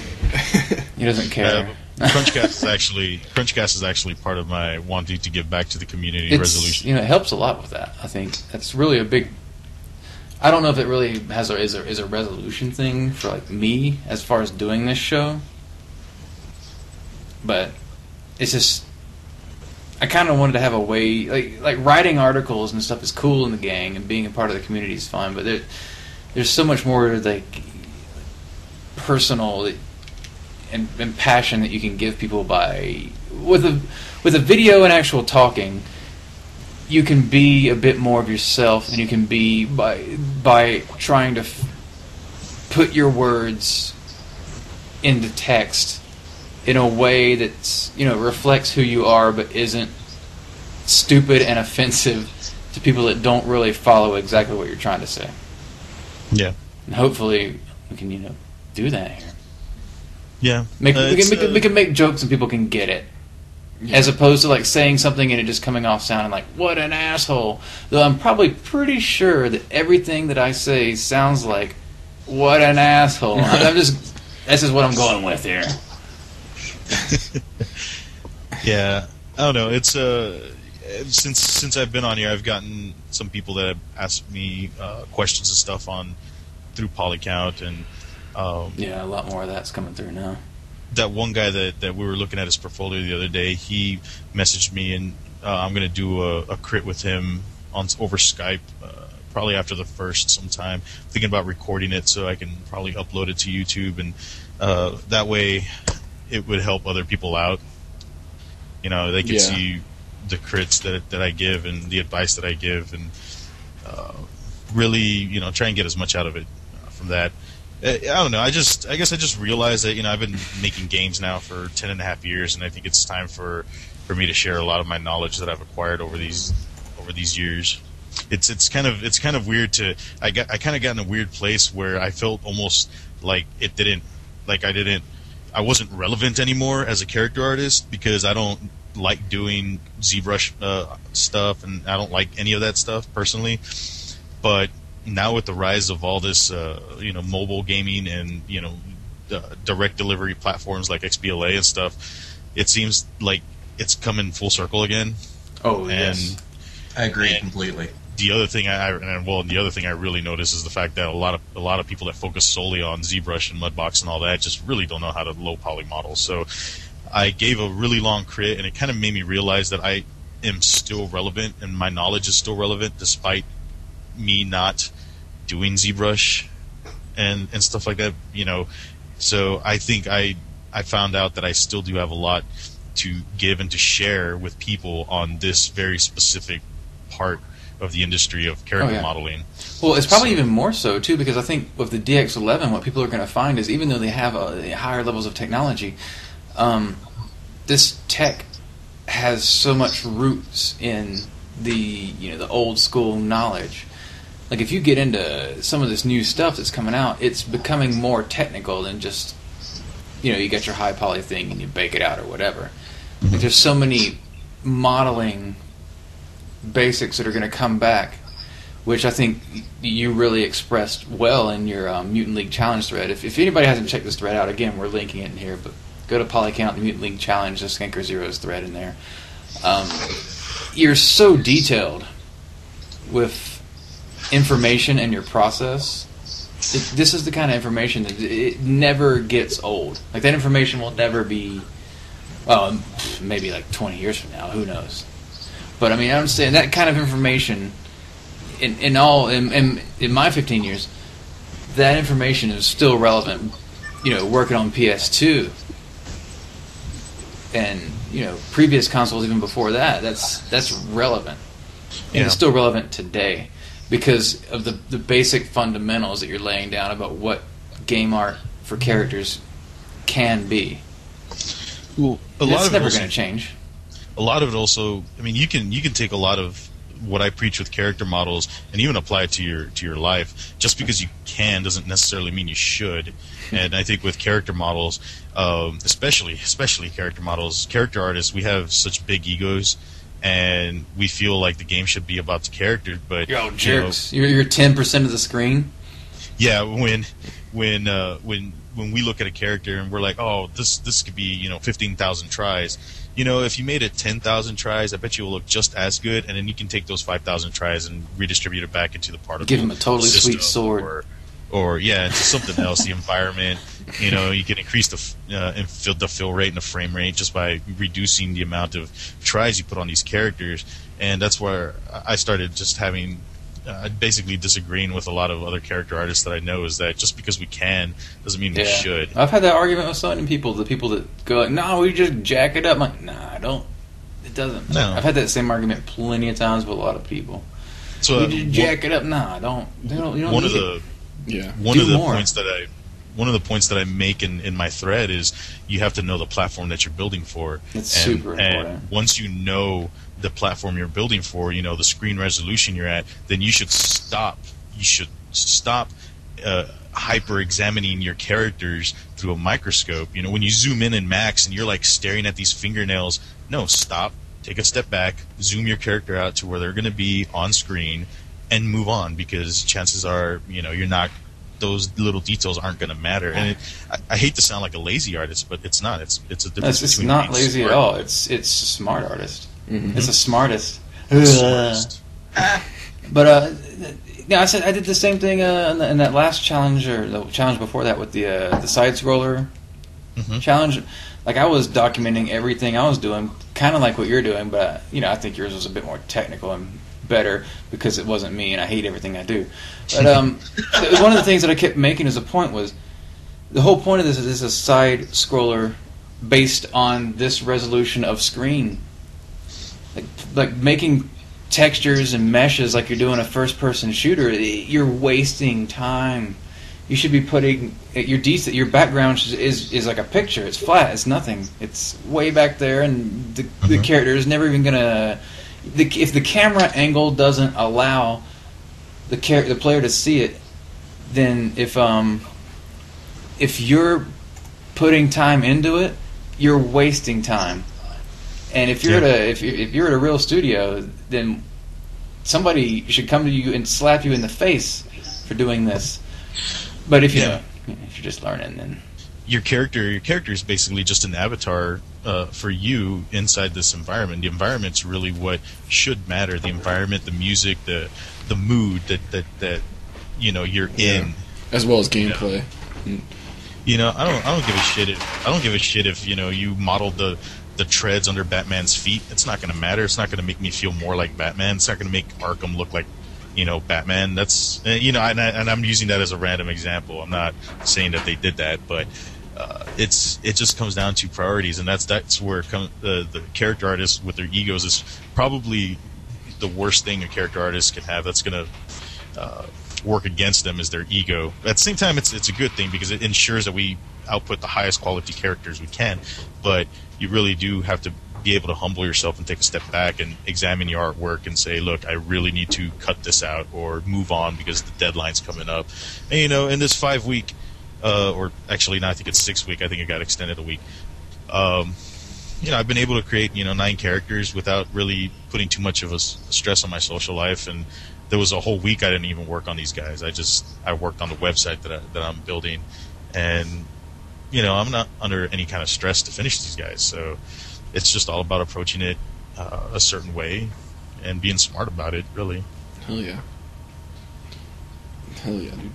It's the same with animation. Like, there's always going to be that one frame or how many ever frames where there's clipping, and it's really not that big of a deal because it's going to happen no matter what. So, and clipping is, what clipping is, but yeah, piercing. Actually. Yeah. Oh, is that what it's called? Is that the more accurate term? But yeah, it's just where you got geometry that pierces other geometry. Clipping is, I believe, when normals invert, and that's something weird. Oh, okay. Well, that's good to know. Piercing. All right. Piercing. Yeah, and then, I mean, it's the same thing with you. Yeah, sure, you got geometry that pierces, like, say, for instance, when he's doing his walk cycle, and he's got a bag, or whatever it is, on the side, and his hand pierces through it. It's like, okay, well, that's not going to break the game, and then once you throw, animation compression on it, it's going to, tear it up and do stuff to it anyways. Yeah. You shouldn't worry too much about it. Oh, yeah. I mean, try to avoid it as much as possible, but it's one of those things that's inevitable. At least in this day and age.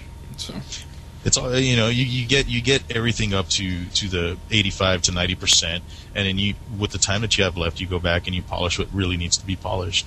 Mm-hmm. Exactly. And I have a laundry list of things I want to do with these Mutant League guys, but I have to be smart about it, and I know what my deadline is, and I have to say, okay, well, I need to get everything to this point. What am I missing still? What do I need to build?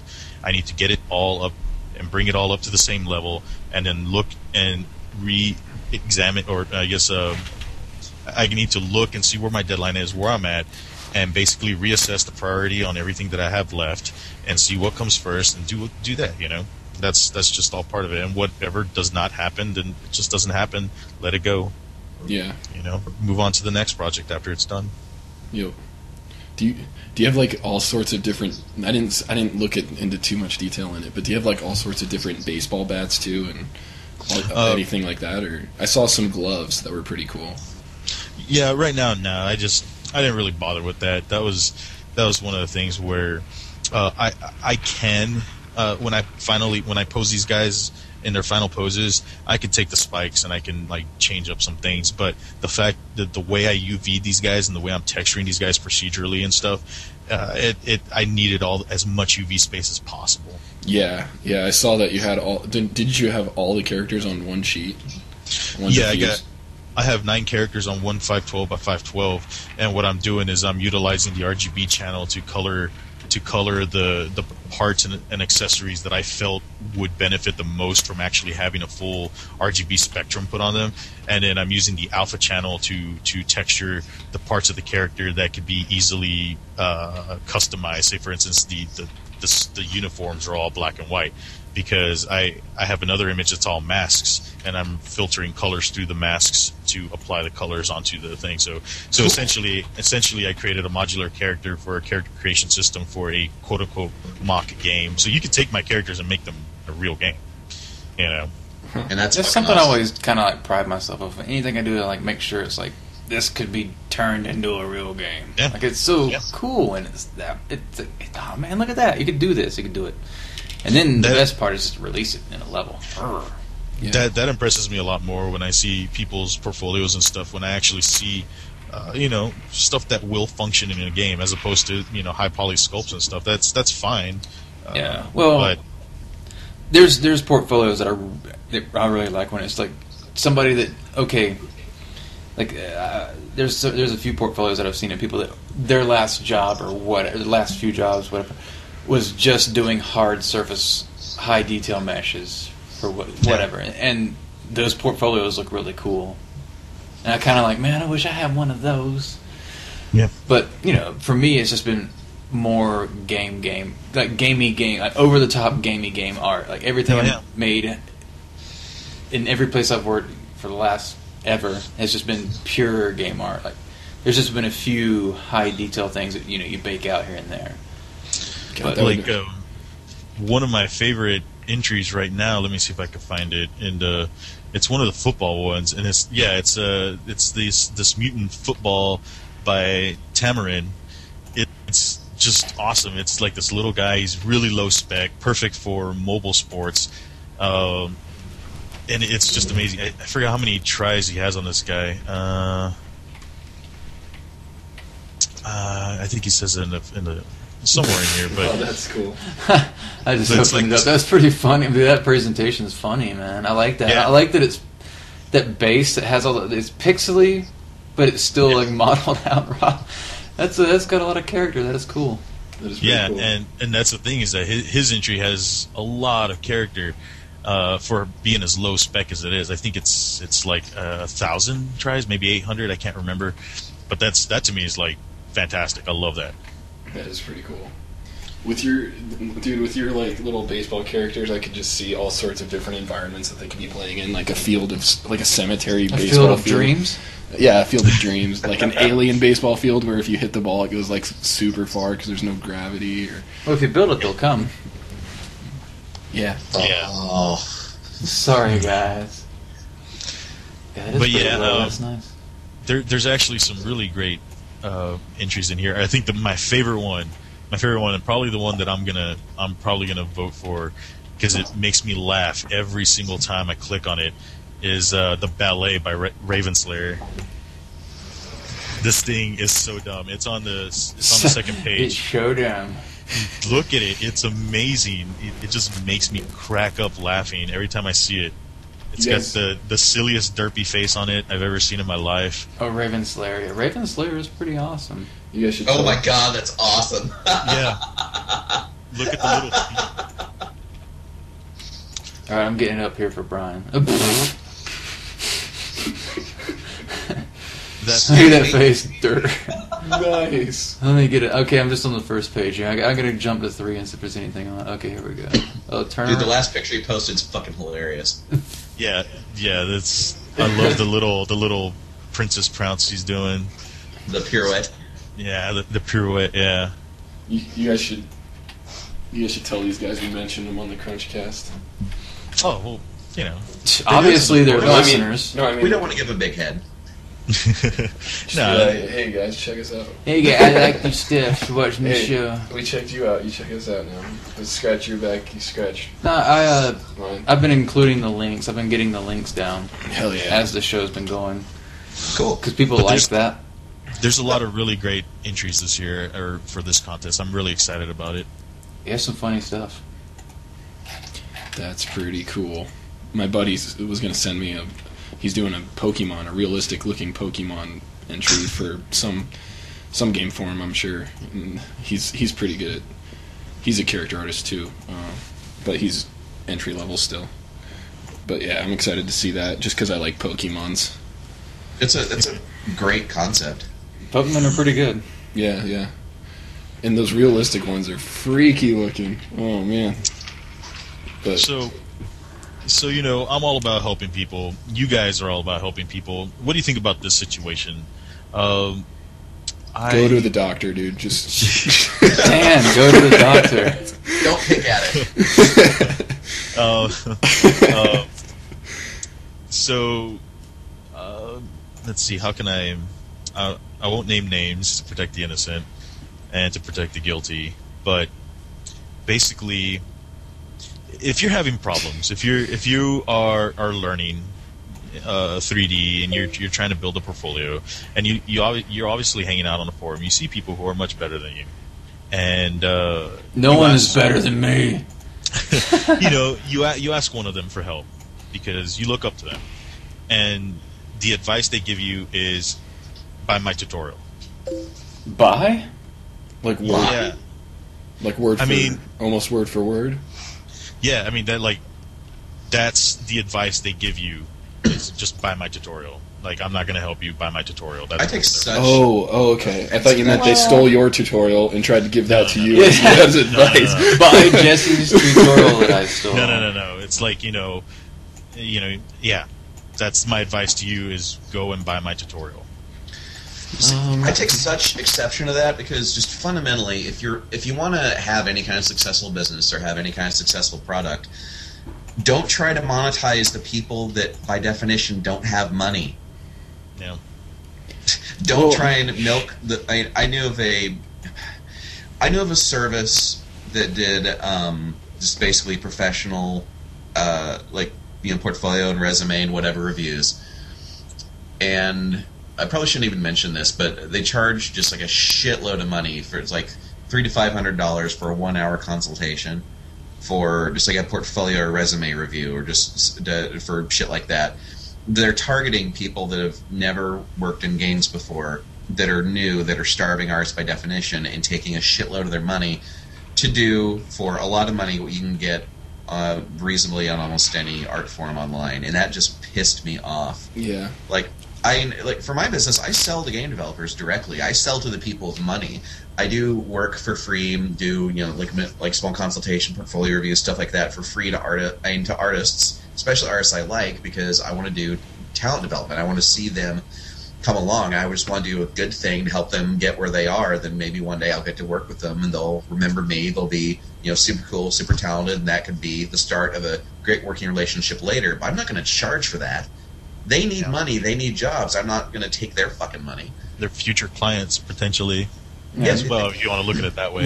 Exactly. The more cutthroat method of what John was saying is, I want to mold you to be exactly like I want you to be like when I work with you, so that you're not an idiot. And G Plus crashed God damn. because they're I was not worried moving about and they're that. not talking, and John didn't get to enjoy that humorous little note that I made there. So yeah. God dang it. What I've discovered is going into the chat thing, because John started linking me those Pokemon, those realistic Pokemons, and then it crashed. And apparently that Could that be it? that's what's killing it right now. And it's, I'm not upset, because look at that. Can you believe we've got these two guys in a different part of the world, Talking. just showing up on this thing? It's like this is like an inch thick, this monitor, this flat screen monitor, just showing up It's magic. on this screen, just talking. It's like unbelievable. And then on top of that, get this, this is gonna blow your mind. I'm recording that and posting it on the internet, and who knows how many people are watching it. Yeah. It's like there should be some sort of statistic or counter that shows you how many people see it. I mean, just imagine if they had that kind of technology. So anyway, I'm gonna try to restore this and see what happens. one of my friends said that. I told him it was a girl. I told her this a long time ago. She said that magic doesn't really exist, and I was like, Explain a gun. Magic doesn't really exist. If I had a time machine, if I somehow hypothetically had a time machine, and I was able to take my phone, like just 10 years to 10 years ago, and show them my phone, they would be impressed. But imagine if I took it to like 100 years. Hold on, wait. ago. Are you recording back again? We're back. You recording? Yeah, we're still recording. So stop saying racial slurs, you guys. Yeah. So we were talking about the helping people in need kind of thing. Yeah, but don't give money to homeless people though. No, I'm just kidding. Help them out. Well, this guy. I assume person A like knows person B pretty decently, and for this guy to just say buy my tutorial, that seems a little. I don't know what the word is, but it seems a little strange to me. Well, like, I'll tell you what. I'm just gonna throw out a devil's advocate here. As like I've made so many tutorials and I've posted them. They're pretty clear on my site. Is a big ass font that says tutorials. Like a lot of really basic questions that sometimes people ask are right there. Well, yeah, no, that's true. You're not charging for them though. Yeah, but I'm not charging. However. But I'm going to go into this with, okay, say you made like an Eat 3D video, which are all awesome. Right. And say like Helder Pinto just released that like 3 DVD set on CryEngine. And obviously he's very involved in the community. And he's, awesome freaking artist. Released that DVD set. So he probably gets pestered quite a bit. I mean... Mm-hmm. I try to do my best to answer emails, but there's sometimes when people just ask, like I got an email recently where somebody asked basically all the questions. Like, I don't know anything. What do I do? Make games. And so I hooked him up with a really good reply. And his next reply right to that was basically, I didn't listen to anything you said, and I'm asking more of the exact same questions. Now, however, like I said, I feel like Helder is like just because of what he's done, like, man, he's awesome. So he probably gets even more stupid shit. And if it's somebody coming to him with like a big pile of rhetorical, I didn't even try, ask CryEngine questions, and he said, buy my DVD, I would be like, that's the right way to answer. Right. Now, like I said, but this story you're talking about, I don't know the situation. I'm just saying, in his situation, I would agree with that. But like I said, well, usually if you're, but that's like you're the top 1% kind of problem. Yeah, I mean, clearly he is like up there. It's like someone bothering Kevin Johnstone with like a bunch of stupid ass questions about making cool rocks or something. Okay. Well, I guess yes, I can see where pestering would be a problem. Yeah. But even then, if the two people, let's say it was peers, almost same, both of them unemployed, don't have game jobs, and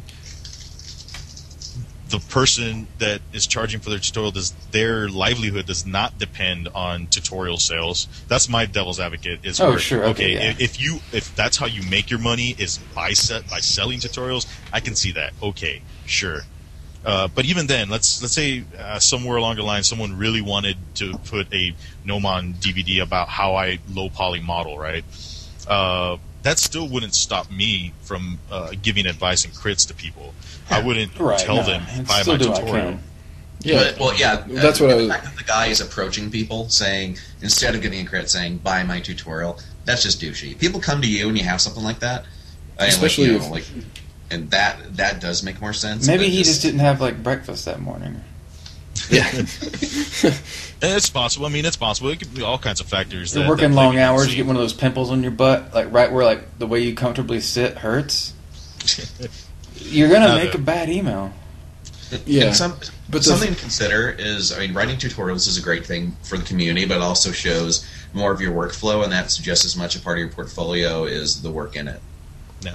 Like I haven't made. Let's see, 2009 was the last time I made production art, and 2006 is the last time I did it. 2006 and 07 were the last time I did it to a great extent. So I'm like full on, like art producer, outsourcing manager, occasionally art director. I haven't done production art in that long, but most of my portfolio or presentation is just the blog articles and tutorials and shit I've been writing for years. That's my biggest single professional asset, and that's all out there for free, and that opens doors that I would not I wouldn't have been able to open than if I tried selling this information. Yeah, I have long-term plans to write a book on outsourcing. I've actually I have a fair bit of it I want to done write a book already. so bad.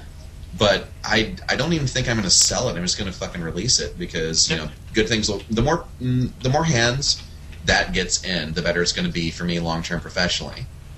Yeah, I agree with that. It's the what is it? It's the you have to spend money to make money kind of mentality. This kind of shit I talk about anyway, and I love doing it. I do it because I love doing it. I like helping people, and everything on top of that is just incidental. Yeah, I'd also add that, like, if you've written tutorials or done tutorials and stuff like that, when it comes to answering those questions, it's usually pretty easy because you've already articulated it so many times. You've already articulated something so many times that you felt the need to write a tutorial about it. Yeah. That's a great That's point. really what it is. Usually when I make a tutorial, I compile all the most common asked questions. People are like, how do I this thing? I just there it is here. Then I can just go and copy paste it or just link it or say buy my tutorial. I don't actually have any for sale. I'm wasting my life. I was gonna say, like, being on the level of peers, or even just slightly less than peers, you think that that person would have said something along the lines of, well, I go through this in my tutorial, which is for sale on my website or whatever, but here's a taste of what's in that tutorial, and like give you an idea or just a general outline of how it's done. Like, you don't have to go into full specifics like the tutorial does. Yeah. But I mean, when you're trying to sell a product, you still give the customer a taste. Like, if I was giving you toilet cleaner, I'd spray some. I'd spray your doorknob. Would you come over to or my something. house and just like get one section? Yeah. Hey, look at that. Yeah, exactly. Look at that. Like, you could do the rest of this yourself, and you have to now because there's a clean spot here, and the rest is still all dirty. Something like that is easy for him to do. I mean, he's just giving you the bullet points mainly, and then I'm saying he. I should stop using that pronoun. I should say Sometimes ladies sell things. I know. Well, because, like, for instance, can you imagine when we were starting out, if, we're all peers learning from each other, but can you imagine if we all were selling our, tutorials and, because We'd be all so peers. rich right now. Dude, we would just have credit. Us four would just have credit. Like, I'd be like, here, Chris, you can have this tutorial, and then he'll be like, oh, okay, I'll put that towards your credit, and then next. I just think it would be. We could trade so tutorials. Oh, that's It would have been so dumb had the one person, like, I don't know, I forget names here, but back in Quake 2, if the one person to figure out how to get the Quake 2 models in withholds that information and is like, buy my tutorial, buy it. I just think that's like what John said. It's a real douchey thing to say. I think the first thing people would do. Well, anyway, that back then that would have been like on the illegal downloads. But it would have been posted on official sites. But here's the download. Fuck that guy. Because back then it was like internet, free shit. Who cares? Yeah. But Speaking to what Brian was saying, like, give the first taste for free. Like, for what I do, I only do this for people that have been referred to me directly by people I know and trust, or for friends of mine. Just to give an idea of what I offer in terms of, like, putting together an art production plan, or putting together, like, a basic style guide, or just a rough proposal of useful things that they could use on their project. I'll do maybe about a day's work on that for free. I'll just talk to them, get an idea, give them some rough numbers and a rough idea, and that is completely free. I mean, it's like, if they just want to take that and use it and they don't need me, that's fine. I did a cool thing for them. I had fun. I practiced, and they'll probably come and pay me back someday. Otherwise, I present enough of myself and showed them, like, look, here's what I can do in a day. Here's what's up. This is totally free. If you want more, let's talk. Then I charge. But just being very specific about that. I give out enough practicable information for free just to give people the chance to decide, well, okay, I could either have more of that, or this is enough that I need. I'm not really in the market to buy this. I can work with this. Yeah. Thanks for your time. But it's enough to be useful. That's a try before you buy method. The demos. Exactly. And that's perfect. That's the way it should be done. And you know, because at that point you're personable, but you're also presenting yourself in a professional manner that says, hey, you know, this is my livelihood, and at a certain point, I need to start being compensated for my time, because you know that's just the way things are, and that makes a lot of sense to me. It'll keep you from being fucked if you can be firm and put a hard line down. Otherwise, people take advantage and just get you to do infinite amount of work for free, and you end up fucking yourself. Sure. There was a guy. I mean, and everything I've ever said on the CrunchCast is in terms of do this, don't do this, don't do this, don't do this, and criticizing stuff. Every single one of those is something I fucked up myself and had to learn from. It's the only way you learn. Yeah. That's the reason I talk about stuff so much. Like, oh, this is dumb, and that's dumb, because I used to be a super idiot. I was the worst. That's terrible, awful. How much was this tutorial that was for sale? Oh, I don't know. Okay. To be honest, $99.95. It pissed me off to the point where it's like, you know, I don't worry about it. You don't need that person. There's plenty of other resources. Yeah. Oh, what I was going to say is that there was a guy that recently asked if he could stop by and get some training on UE3. Yeah. Because I keep up with the UDK. It's fun. It's cool. I like it. I spent the couple weekend before Christmas just dumping my brain into the DX11 dynamic tessellation features. Yeah, I got to learn that shit. Got to be ready for the next gen shit. But no, he just wanted to come in and learn that. And he didn't even say anything, you know, or he didn't I didn't say, you got to pay me for this or anything like that. He just said, he just brought in beers. And that was cool. Yeah. That is cool. And beer is currency of the future. It's the currency of the now. Now. Oh, speaking of beer, there's this great, witty documentary on Netflix. It's called "How Beer Saved the World." That's in my queue.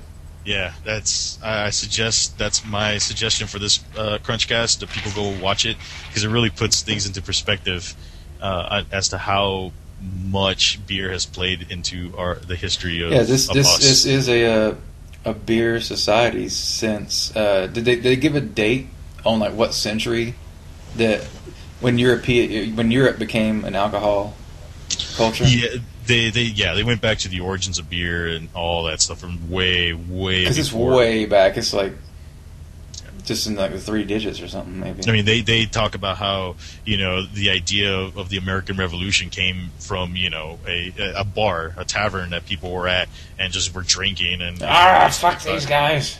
And how the one that got me that I never knew was our national anthem. The actual rhythm and, you know, up for it is it's based on a old drinking tavern song. Yeah, it's a drinking song. Yeah. Really? Yeah, Jesus. and Wow. and if you watch it, you'll hear it. They actually, you know, got the guys and they're all singing the original song that it's based off of. And yep, sure enough, it's a drinking song. But it's because, you know, during that time after it was written, people would go drink and sing it, and that just became the way we sing it. You know, That's So great. smart. That's effective propaganda. oh yeah, it's the same thing they I mean, did in of all like honesty, Christmas really and the smart. winter solstice. One of yeah, it's if you're gonna watch it and it's in your queue, do it. If you guys haven't, you should put it in your queue and definitely watch it. It's funny. It's really funny. They got some great little animated segments. But I'll put it in my QQ and complain. Sorry. I just found out the other day that one of my heroes has never had a sip of alcohol in his entire life. CM Punk? Oh yeah, CM Punk. No, Pendulette from Penn and Teller. Oh, really? Yeah, he's never had a sip of alcohol in his entire life. He's Wow. clean.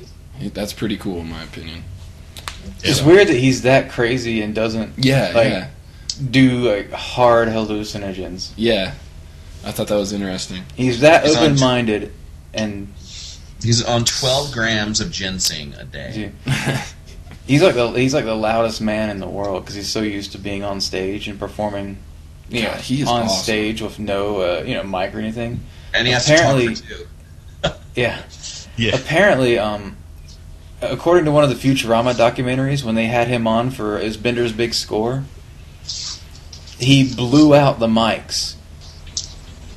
Okay, they had to replace his. I don't know exactly. I can't. I'm not gonna mess up the story here, but apparently he was the loudest person they ever had, and he blew out the mics. But you know, he's a big bellowing man. Yeah. have you seen his house?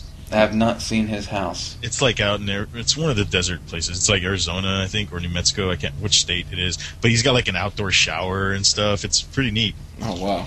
but I have seen pretty much every episode of Bullshit, and I didn't even know this exists, but over the holidays, I was at my mom's house, and she has one of those dumbass dishes, so all she gets is like 40 selling shit channels in Discovery. But what I saw on Discovery was a Penn and Teller, like It's a Lie or something like that. It's this show they have on Discovery. I didn't even know it existed. I hadn't heard of that. But apparently, it's this show where they do like 4 or 5 different crazy stories, and one of them is fake, and they put in clues to show that it's fake. Yeah. Interesting. And if you're actually watching it, it's pretty obvious which one is fake because of the clues. Like they had this one about like termite shit causing a house to blow up, and they said it's actually kind of plausible, but there's no actual recorded case, so it was a lie. And it was like clear that they're showing like all this stock footage of buildings blowing up. Like they always make it like obvious if you're really watching the show, but it was kind of a funny show because they're entertaining guys. Yeah, I love And that. what's really as entertaining as like Bullshit and whatever their show is their actual like live magic or illusion, whatever you want to call it, performance they do is way more entertaining. Like with them doing what they actually do is it's above and beyond them just doing a show where they're the host. It's just they're that good at hosting that they transcended just doing stupid magic tricks, so to speak. Per It's pretty se. amazing. I mean, how many other magicians have transitioned into hosting 2 television shows? yeah. Like Bullshit many. did 8 seasons. Like, Jesus. Like, David Blaine just, like, holds his breath and buries himself. Asshole. Twa. We've got to be getting to a wrapping up point, don't we? Yeah, we're about 2:15. Oh, wow. So I'm yeah, actually- we can wrap up any time. I'm pretty beat, to tell you the truth. That's I haven't cool. been sleeping well lately. Any other recommendations from anyone Bullshit. on anything? It's Movies, fun. music. Nothing in particular. I'll recommend Rare Exports. What's that? It's a holiday movie from Finland. Oh, And basically they're doing some kind of excavation and they find Santa Claus What? where he was in prison. Because over there in Eastern Europe and all that area, Yeah, Krampus. Santa Claus is not a nice guy. He's a demon. And so basically they find Santa, they find him, and he's unleashed. And they have to, Santa Claus. yeah, they have to put him back in. But it's called Rare Exports, and I really recommend that too. This Christmas. It's a really awesome movie. I'm And interested. Sounds pretty cool. It really drives home the fact that little Finnish boys and Finnish girls look the same. You can't tell them apart. There's a movie I'm trying to look up real quick. I did see this really strange foreign film that I thought was weird. I don't know if I recommend it or not, but I mean it was interesting. It's got Antonio Banderas, and it's Spanish. Banderas. It's a Spanish film, so you have to watch it with subtitles. But It's called the skin I live in, or something like that, is what I've it's heard of translated to. That's what it's translated to, and it's an interesting film. I don't want to spoil it for you. Cool. Well, hey, on a Christmas note, films. This is the one I was thinking of. I just wanted to look it up to make sure I got all the information right because it's obscure and stupid. Santa's Sleigh, starring love Bill Santa's Sleigh. Goldberg, the old WCW wrestler, like a Oh my professional God. wrestler. Goldberg? It's like a cult humor style movie. I own it. I love it. It's one of those movies that it is ridiculously stupid, but it's actually pretty darn funny. There's points that are almost like, oh, this is unwatchably stupid, but there's other points that are like, that's pretty funny. It's a good drinking movie with your friends around the holidays. Yeah. If you all are just watching. Here's a- Oh, go have ahead. fun with the absurdity. Yeah, here's what IMDb's sort of a plot says. Santa Claus is actually a demon who lost a bet with an angel, so he becomes a giver of toys and happiness. But when the bet's off, he returns to his evil ways. And basically, it's Bill Goldberg, the pro wrestler dude. He's like bigger than hell. So it's basically him just going around killing people, and it's stupid. It's amazing. I love it. I actually really like the art design on his. When I say stupid, I don't mean like bad. No, it's stupid good. Stupid good. Like it's like Freddy Got Fingered is stupid. I won't tell you that's a good movie. It's stupid, but it makes me laugh because I am also stupid.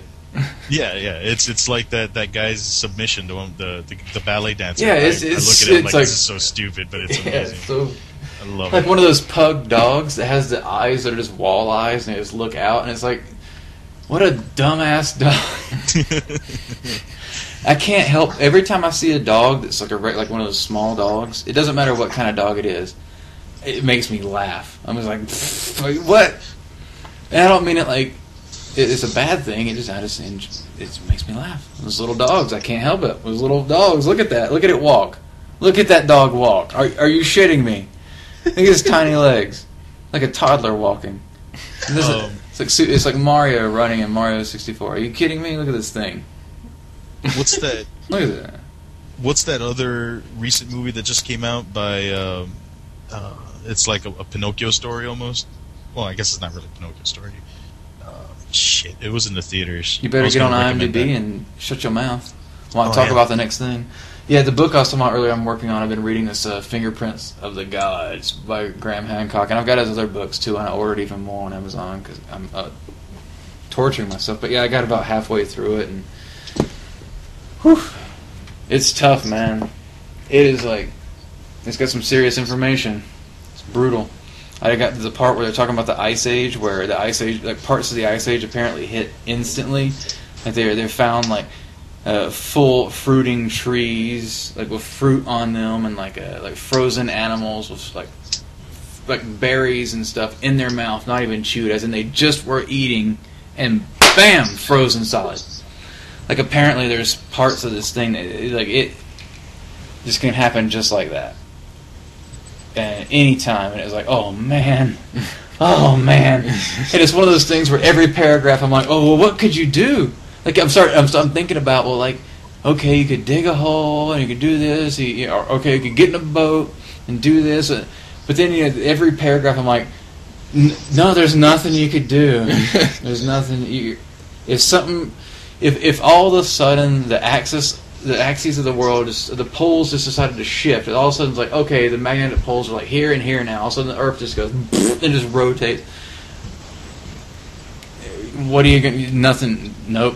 Done. All of a sudden you're in like death. Yep. And then a meteor hits. And volcanoes just start going off. Oh, jeez. Oh. That's how I was feeling while I was reading this book. But, it's one of those... It's sobering that there really are situations that could happen.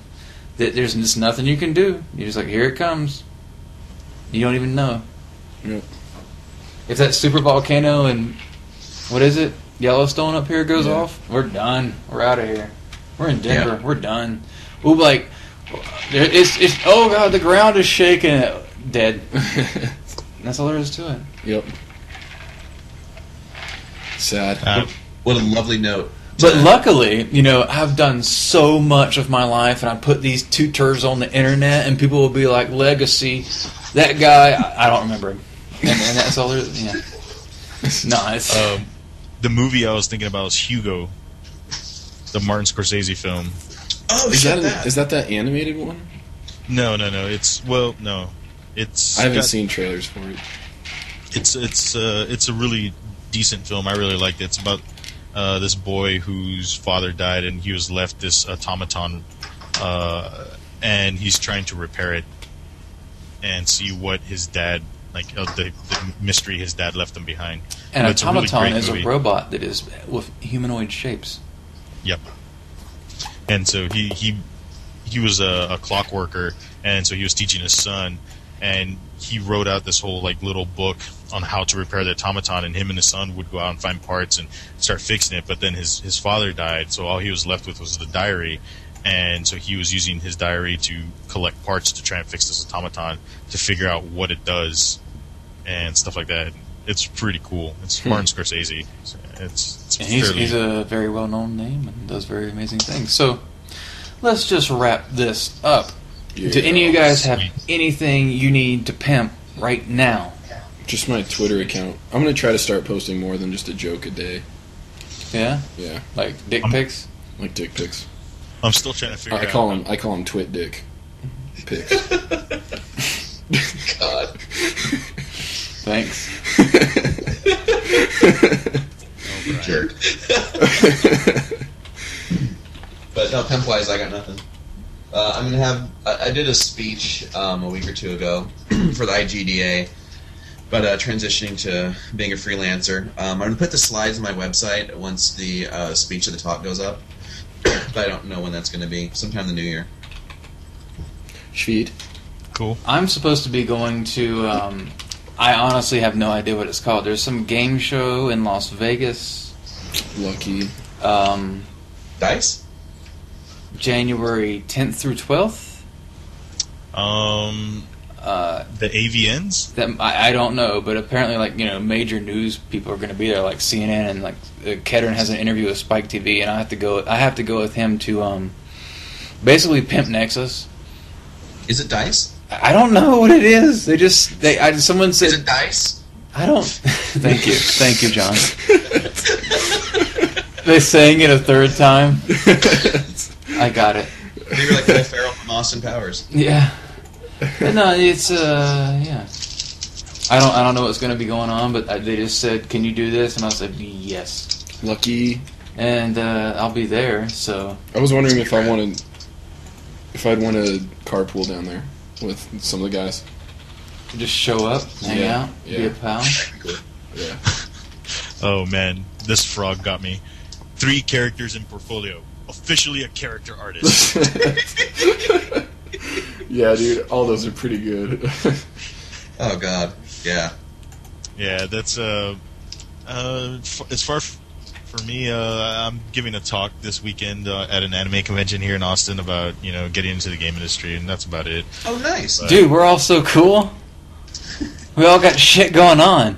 Yeah. Writing, selling tutorials. Yep. Yeah, I'm putting my site behind a paywall. That's so cool. All right. So yeah, CrunchStudios.com. That's where you can find all the crap. You go to the YouTube. You go to the YouTube. We got a playlist now. It's all nice. It took me like forever to set up because of drag and drop. I had to paste in every URL for every one of those videos. Oh, weak. But once you got that stuff set up, that's one of the downsides to doing a website. It's like, oh no, now we have like 25 episodes. I have to make all the code and write all the stuff out for all that. It's like, oh, damn. Maybe I need to get like some serious PHP. I don't know. I don't know any of this internet stuff. I just write it all in Notepad. But yeah. Anyway, CrunchStudios.com, JohnJones.com, SkankerZero.com, ChrisHolden.net. All those websites. You can follow us on the Twitters at ChrisHoldenDev, at Brian with the Y_McConnell, all kinds of consonants. At John Jones, at Skanker0. That's how Twitter works. And I'm going to press this button to play the outro video. Hell yeah. Hopefully we Brian, can... you should register twitdicks.com while you still can. Yeah. It's probably already taken. I'm going to check. Let's go Overeem. I like this frog. Sit next to attractive girl in computer lab. Must be a fashion design student. Yeah. That was very true when I was in school. Yeah, same here.